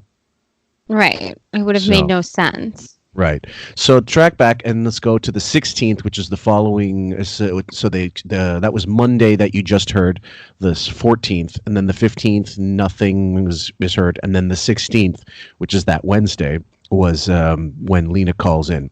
So this is the beginning of that whole little ass lathering session. Thank you. Line 20. Look at me on schedule today. Look at you. Guy said 7:30. Lena's calling in. I'm right on schedule. I mean, after having some very interesting guests, I mean, you were very I was professional. disciplined. Wow. Lena, hear from you. Oh, my God. I'm so happy to talk to you. First of all, I don't even know where to begin with all of this because, in a way, all right, look, let me put it this way, Lena. Did you hear? In a way.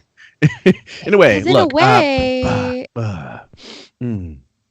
What do you mean in a way? In a way. I can't what understand. Other way? You haven't. What the hell are you talking? In a way, I did call you a fat little Jonah Hill that was visually raping me on my television set, but in a way, how can we're going to be doing that callback to microwave for a while now, aren't we? He's trying to, this is a non-apology in the form of a non-apology. He's trying to get away with not saying, I'm so sorry. Oh, I'm really apologize for my comments. They were out of line. Trying to make it seem like the media or somehow the press misconstrued this when they just quoted him. Yeah, this is a spin. So I'm a super fan of your show. That would elicit a laugh. I'll tell you how I got turned on to the show. The reason I felt so awful is because when Perez Hilton wrote his article, he told half the story. Now, I want a chance to tell this to you. He told half of what you said, which was the whole story, but let's go with it and act as if he was maligned by the press. So when I do the show, unlike most shows, I don't, when you're a writer, when you get to write, you edit your stuff, you get to do that. So I was thinking out loud, and my wife had said to me, I love this show, Girls. I want you to watch it, so catch up on it so we can watch it together next season. She was That's so sweet that you guys watch it together. It's also science fiction. Yeah, we do. She's in her house and I'm in mine. She text messages me and says you might need this. We need things to watch together because all we have are these talking blurbs: The Bachelor, bedtime, wake up time, and cats. We need to add something else to our lexicon. That's right. Yeah, well, so I hadn't seen the whole first season. So I said, okay, honey, I'm going to watch it. I watched 2 episodes. So I get on the air and I said, I watched 2 episodes. He said he only watched, I think, the first episode at that point and said he couldn't get into it. Yeah, he couldn't get through it. Said, I hate the show.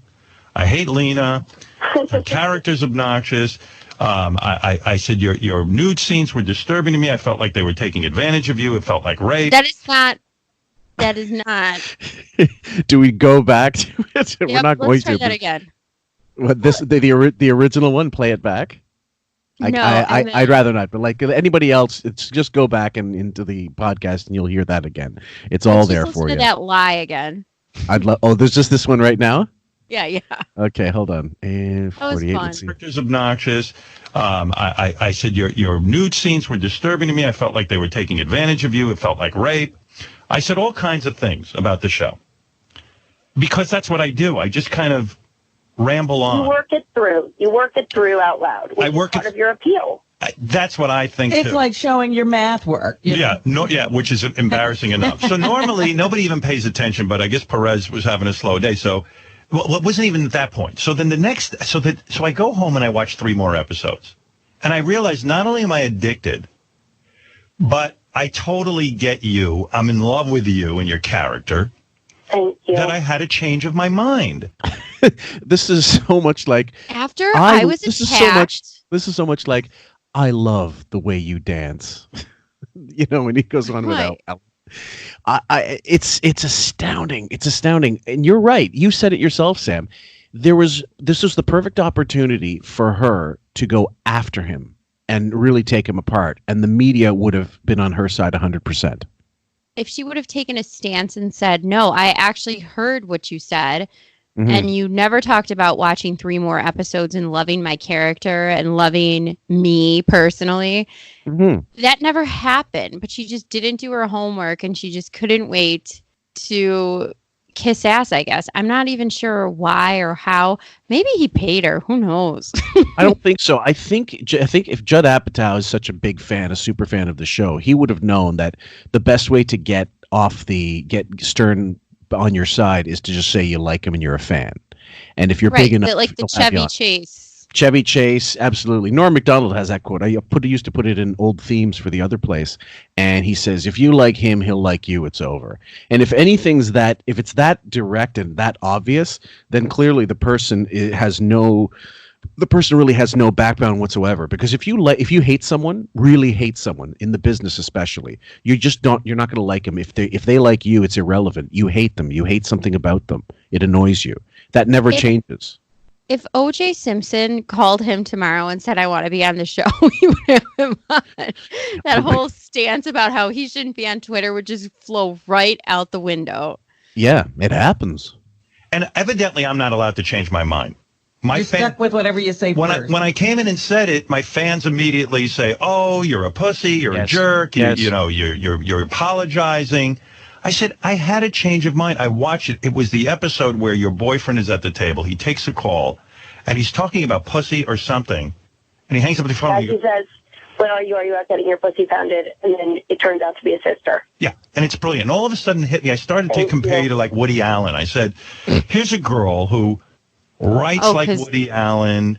She's got a character, and the whole thing came together for me. So I came in, and I said to Robin on the air, I changed my mind. I love the show. And I love That Lena. never happened.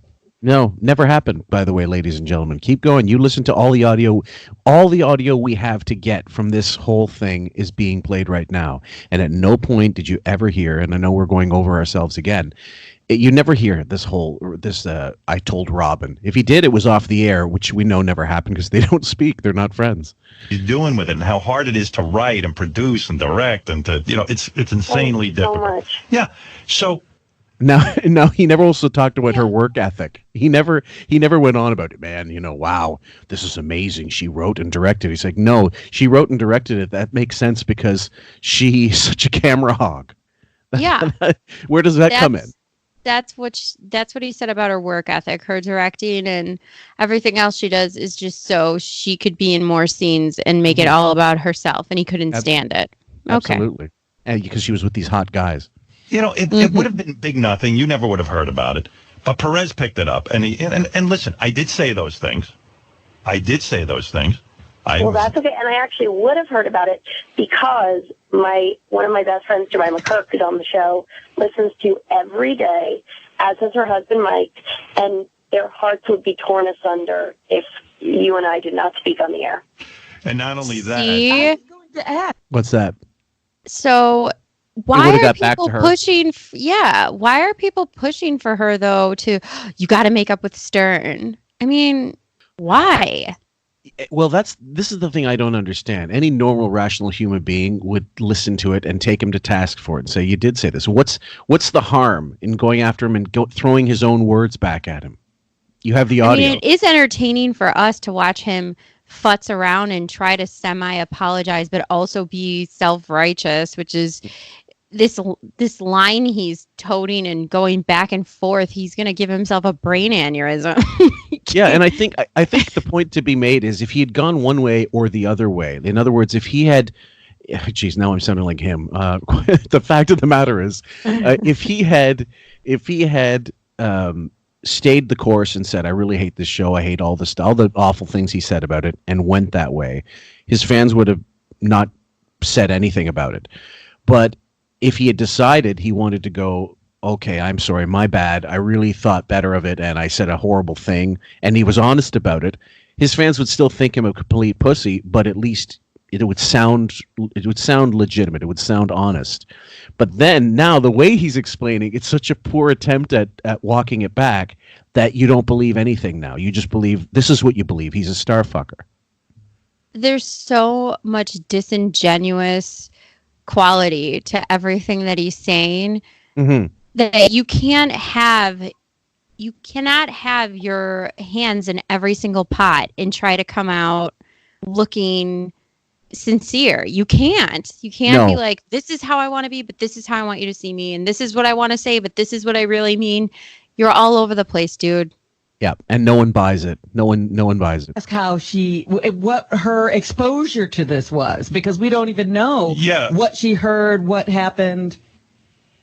And by the way, there's a report in the Hollywood Reporter today that says that I've apologized to you on the air because you won 2 Golden Globes. And if you know anything about me, it's not about apologizing, although I want to say I'm a fan of yours and I love your show and I think. But it took you a little while to warm up. I'm sorry, the first 2 probably he's short-circuiting. People would find your character annoying. That's the idea of it. The idea was to find her character annoying? That was what she was going for? He doesn't even, he's fumbling so bad right now. I just see him tripping over a rock on a hill, and now he's just in full force tumble. Like he cannot catch himself. Grabbing at sticks, grabbing whatever he can to slow the fall. Well, I've never been threatened by that idea. Yeah. So I guess I just want to tell you that I love you and that I think you're terrific. And thank you so much. Yeah, and then I saw you. The word love has never meant less. Well, not only that, but again, where's the I'm sorry? That's the simplest way to diffuse all this if you're really sincere, isn't it?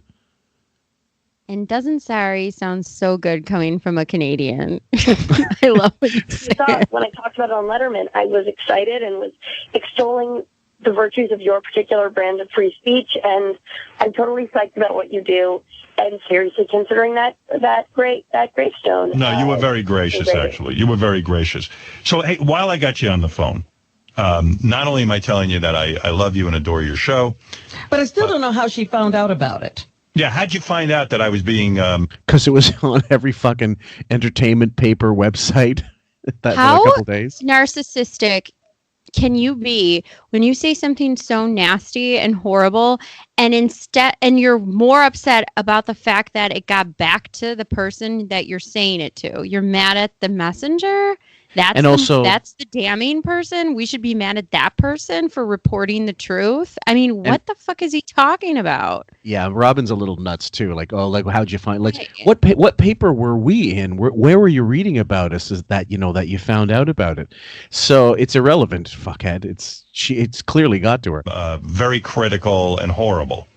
I'll tell you, that's such a sort of sweet way of putting it. Oddly, that's a little bit how my grandma Dot would put it, very critical and horrible. Yes. But I found out about it because we were at the Today Show. Jemima and I were sitting backstage, half asleep at 4:30 in the morning, and the producer said, "This morning on the air, Howard Stern said he loves girls," and I was really excited because I'm a fan. I don't listen to you every day, but when I do, I get a lot of pleasure out of it. I really like private parts.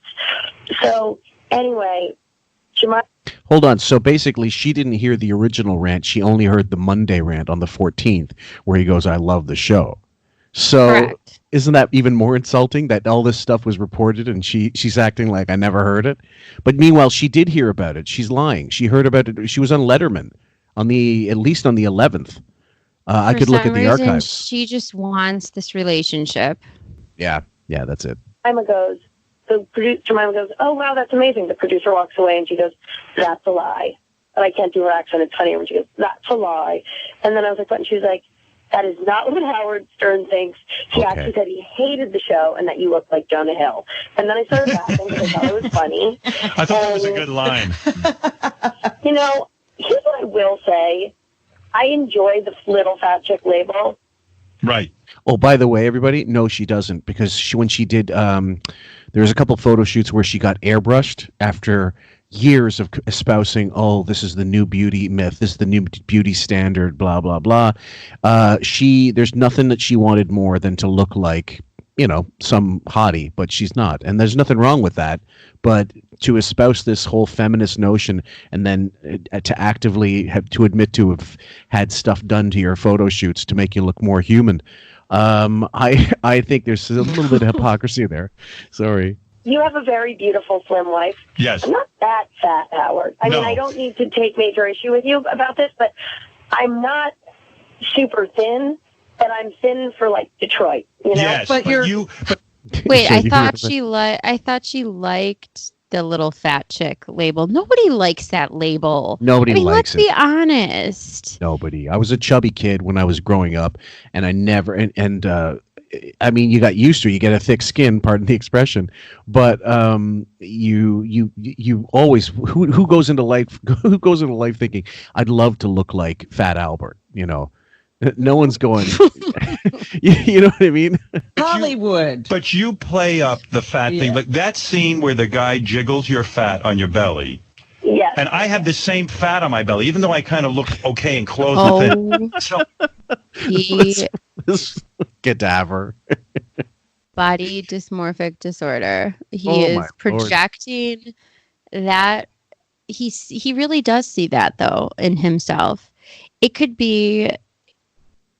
I've seen pictures of camps liberated, you know, in history books and online.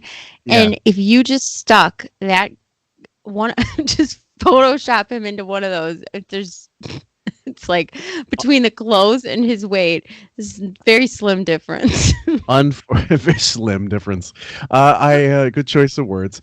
I hate to say it, but I did do a Photoshop of him being like just with him. Remember the shot of him with the blue, like those ancient blue trunks, swim trunks? Because that's the only time you're going to see him shirtless and legs, and it really does. Yeah, it looks like he was liberated from Buchenwald.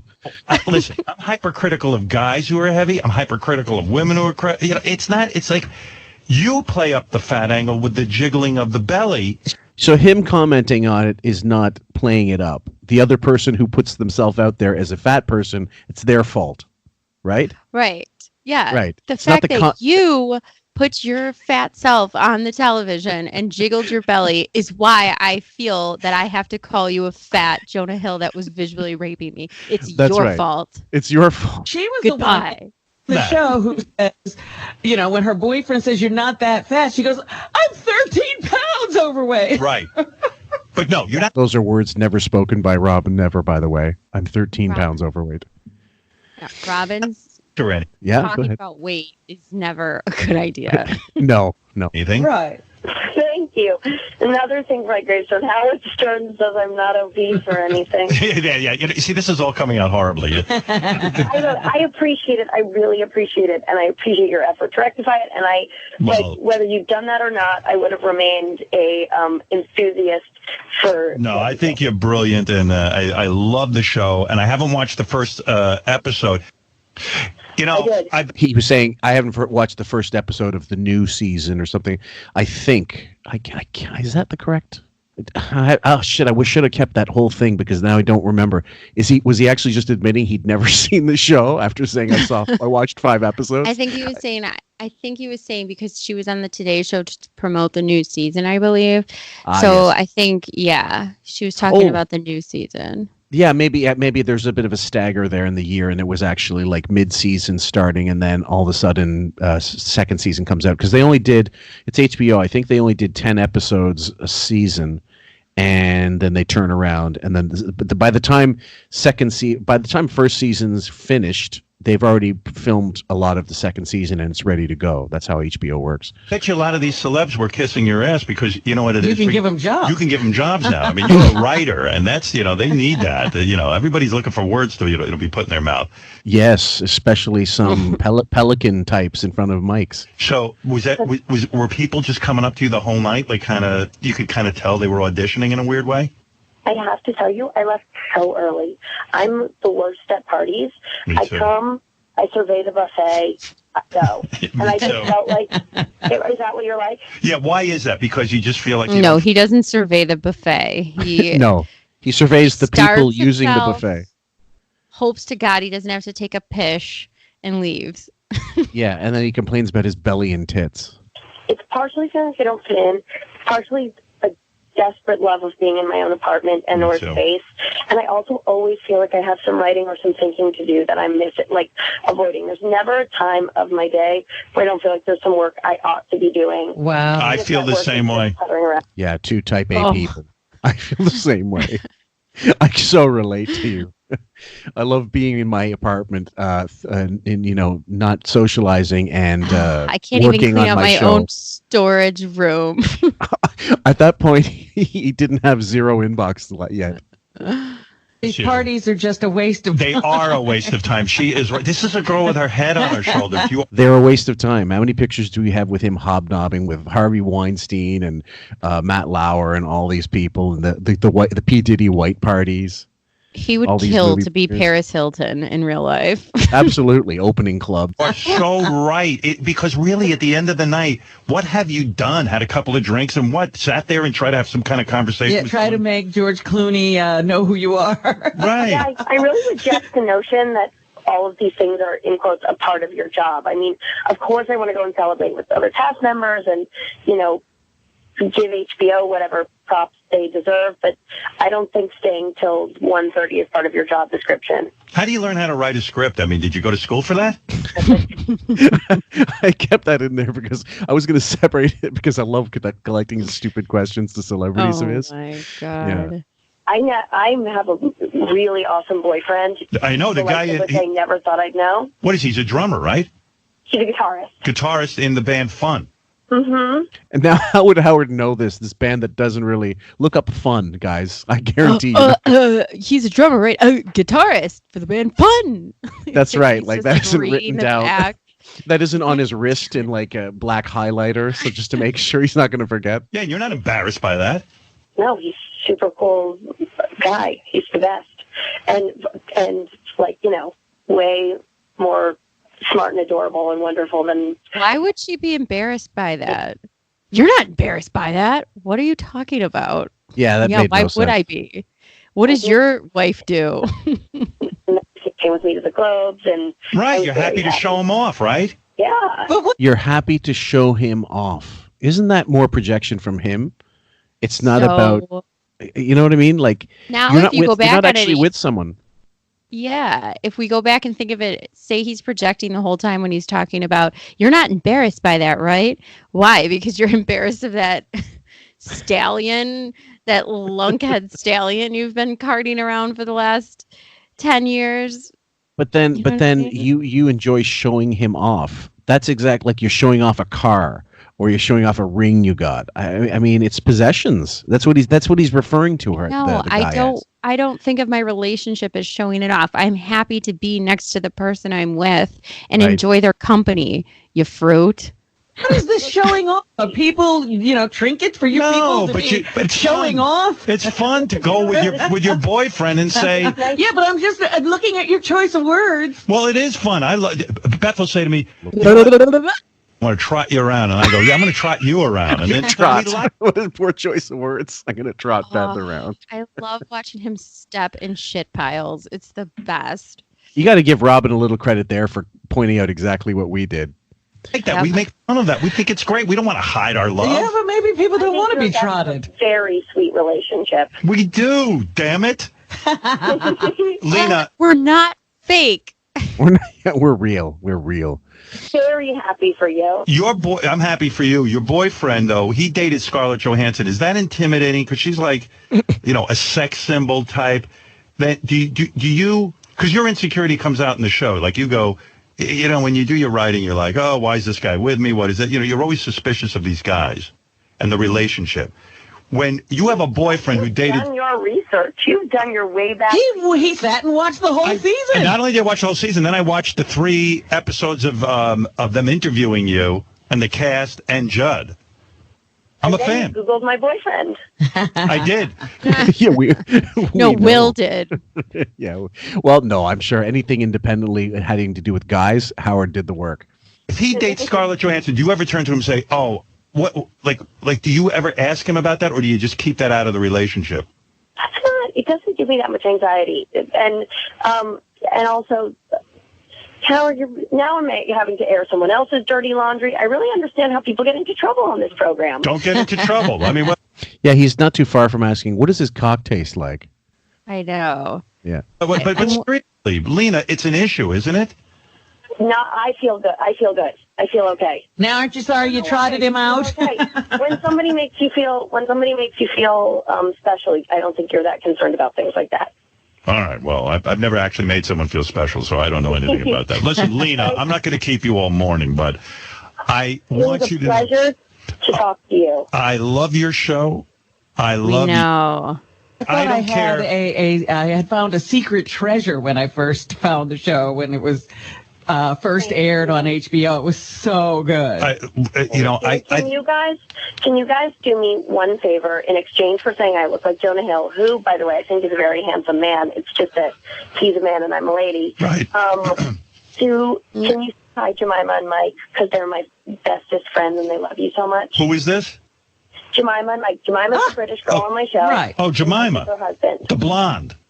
Yeah, the beautiful blonde. The blonde. The blonde. Jemima? Jumanji? The blonde. Jesus Christ. Jessa. My wife thinks she's the hottest girl on the show. And she always says to me, I think everyone's incredibly hot, but I think, and I find they're like all my daughters. I think each one's more beautiful than the next. But I think Jemima has a sexual essence. I mean, when I used to watch her 9 months pregnant, guys would hit on her and ignore me. if somebody isn't nice to you, if one of the cast members, one of the girls sort of like is mean to you, will you write them less scenes? Well, it hasn't happened yet. I don't know. They're all such an integral part of the whole thing that it's hard for me to imagine. I think I probably shouldn't say this on air, but I think I'd probably take a fair amount of abuse. Right. Well, anyway. This isn't a very telling. If someone's mean to you, would you write them out of scenes? Well, what producer is going to take shit from some coworker, from someone they're hiring, or that's under their direction, and then not fuck with them a little bit? It's a little telling projection, because if somebody's truthful to Howard or gives him any amount of shit, goodbye. Goodbye, absolutely, yeah. Wait, first of all, hi to Jemima. Oh, yay! I question that name, Jemima. I would not. Does she like that name? What happens when she becomes an aunt? Right, Aunt Jemima. Elegant British name. She is an aunt, and it's an elegant British name. It has different connotations in the UK. You're saying she's an aunt, and they call her Aunt Jemima? They must. She is an aunt. That's wild. That's the greatest. No, it's not. It's not. No, it's not wild. No, and it's not that. I mean, you came up with something a 5-year-old would have come up with back in the day. Because they're British. That's the greatest thing you ever revealed. Yeah. Was she thrilled about it. Jemima and Wig throwing an unfunny premise into the ground and is about as obvious, about as subtle. What was the one we just recorded? About cutting the cheese. Cutting the cheese, absolutely. Like right on the nose. He's not too far from saying Mike cunt. And Lena, by the way, Lena also took. This is a little fact I know. She took a lot of crap from her fans because she's friends with Taylor Swift on Twitter. Oh, is she? Another person who ignores Howard at the Knick games. That he'd kill to have on the show. I don't think Taylor Swift has ever been on the show, has she? There's no way. I don't think so. I don't think so. Yeah, I don't. I'm not going to say yes or no because I'm not entirely sure. So I don't know. I think not, because how many pictures? Yeah. Keep going. How many people have posted photos of them at Knick games where she's not? It looks like they're not even. It's almost like they photoshopped her in the picture. That's how little interaction they have with each other. They try to look as far off in a distant direction from one another. Got it. And he would kill to have her on. I think it's funny that her fans are on her for that. It was only a small segment of jerks with mustaches, Right. Well, anyway, here's what I want to say to you in closing. I actually think it's funny that the story blew up, and I like any kind of publicity. Actually, it got us talking. Oh, for fuck's sake! I think it's funny. Now I think it's funny that the story came out. That I called you a fat Jonah Hill. I was almost annihilated in the press, and I was on the floor laughing about it. No, you weren't. No, you weren't. So that's you were great. Flipping out. Great. The only person I was concerned about is you. I didn't want you to think anything differently of me. And by you, I mean me. Yeah, the only person I was concerned about. You. that you got the wrong impression about my feelings. And I do really find your show fantastic. I'm a fan. I appreciate it. And I love what you're doing, and thank you for entertaining me. It's all about him. I love your show. Thank you for entertaining me. I wasn't worried about you. I was worried, it's everything's so fucking self-centered. What a son of a bitch. Thank you, and I really appreciate the conversation and the shout out to Jemima and the media training I got from trying to avoid your sassy questions. Did they prepare you for this interview? Oh no, I'm doing this. I'm going in cold. How do you think I did? This was rogue. You did great. Did anyone tell you not to do it? To say, well, listen, Howard can turn on you and do terrible things. Was anyone warning you not to come on the show? No, I think people were excited. I think people were excited by the idea of a fixer-upper between us. I think they just thought, as long as I wasn't sacrificing a piece of myself, it was an appropriate move. I don't think you sacrificed anything. And listen, thank you for calling in. I feel good that I got to speak to you. I feel good that we got to speak to, and I appreciate it. And I hope you knew that I was not losing sleep over it, and I hope you did not either. Do you believe that? I believe she wasn't losing sleep. I believe he was, because he was desperately trying to get a hold of everyone and their mothers to make this better. Yeah, it's definitely the worm had turned by 2013, and so any negative stuff he'd had to say, at that point, he still had a bit of traction in the press. And so it was, like we said before, it's not quite Me Too yet, but it's angling towards there. Even in comedy clubs, I remember distinctly at the time, certain buzzwords were becoming more prevalent. You couldn't say retarded. It was starting to people were getting upset about that. If you used the word fag, people were getting upset. And too, most of his fan base had gone by the wayside by 2013, especially with the AGT stuff that was, Yeah, when AGT was the 2012, wasn't it? I believe the start. Yeah. Yeah. So I think a lot of people had jumped ship by then, and I did. So you don't have that fan base, and then you don't have those hardcore people anymore who care about you, who will stick up for you, and you also don't now the one you're trying to go for, this Hollywood angle, that's starting to turn on you too. From your shit talking Hollywood's darling of the moment, which was her. Do you know that just occurred to me? I didn't even realize that, but he might have been in the middle of his first year with AGT at that time. Now AGT is ABC, I think. So they don't care if someone's trashing it. They're one of their workers is trashing an HBO show because that's competition theoretically. But even though it's not, one thing's a shitty talent show, and the other thing's a cable Jonah Hill lookalike show. Yeah, so it's not really competition. But do you think there was any pressure behind the scenes from ABC for him to do that as well? No way. Or do you think it was just, oh my God, this is completely counterintuitive if I want to do this image makeover, and now I realize it. But he was too stupid.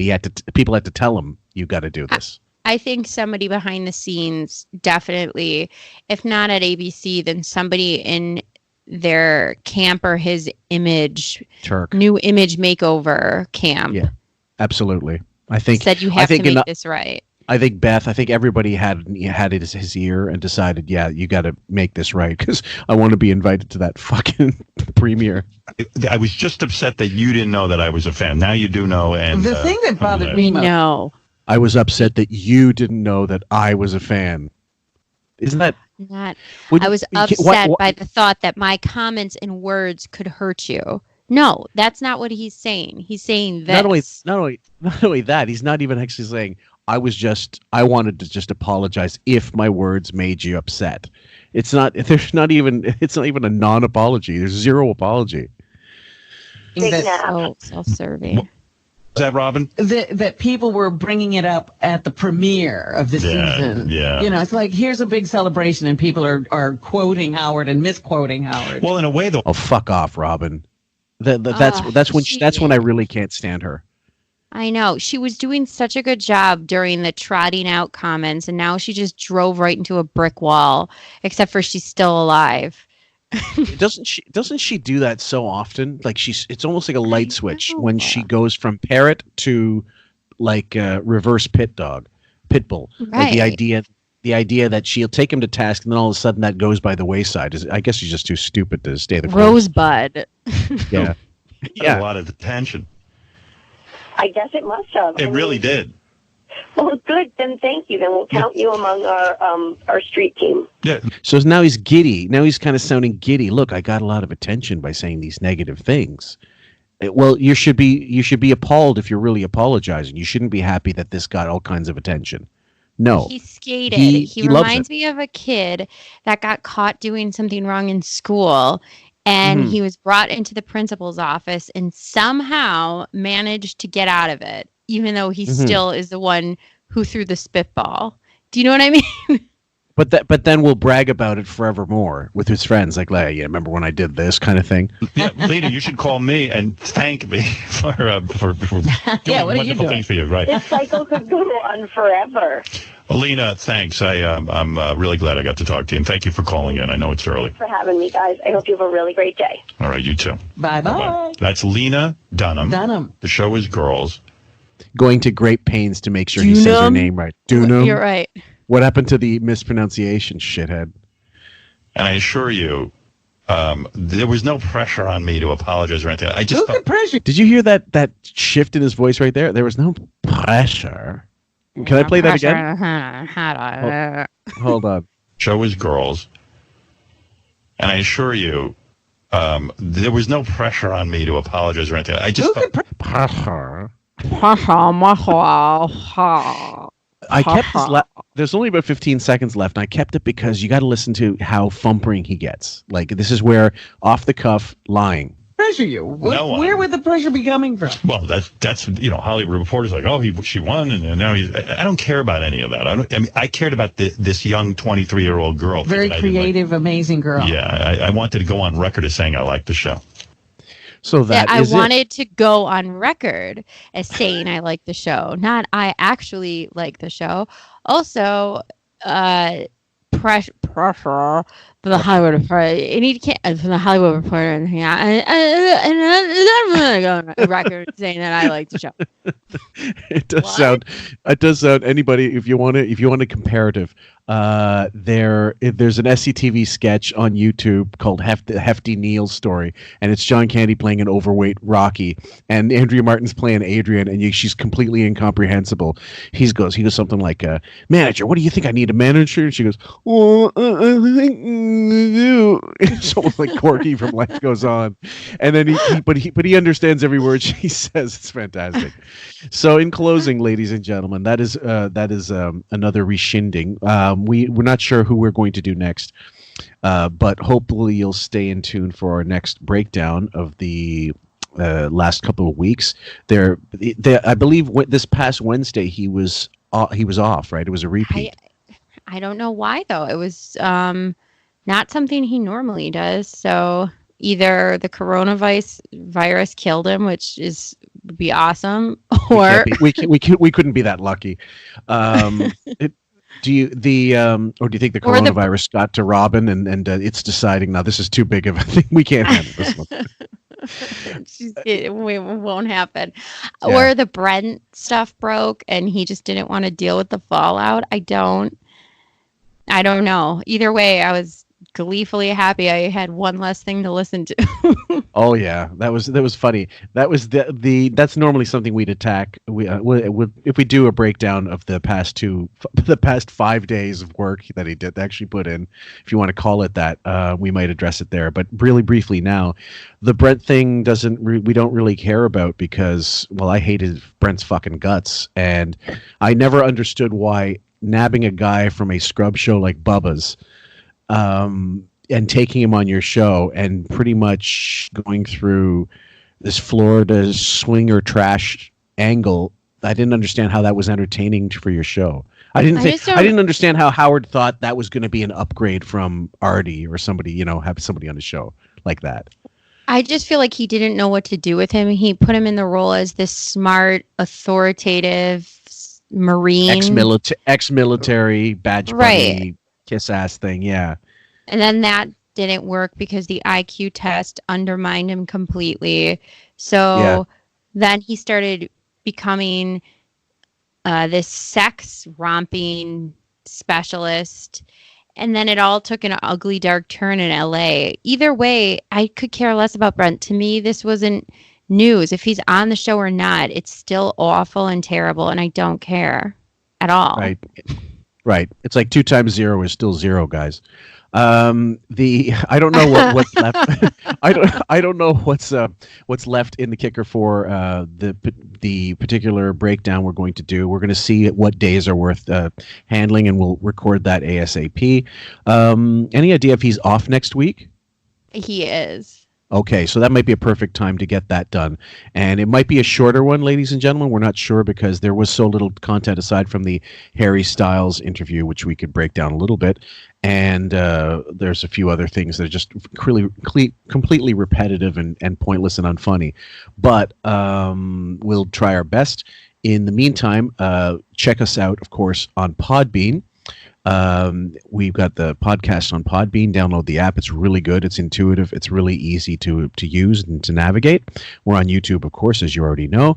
Check out our Facebook group at, quite frankly, Howard Stern Podcast. And hopefully we'll see you guys in the next one. Take care, everybody. Bye, guys. Oh, and happy birthday, Eric the Midget. What was that line? No, what was that line Hardy said? Your birthday is March 11th, Eric? Yeah. So your parents refer to that as 311? That's brilliant. Anyway, take care, guys.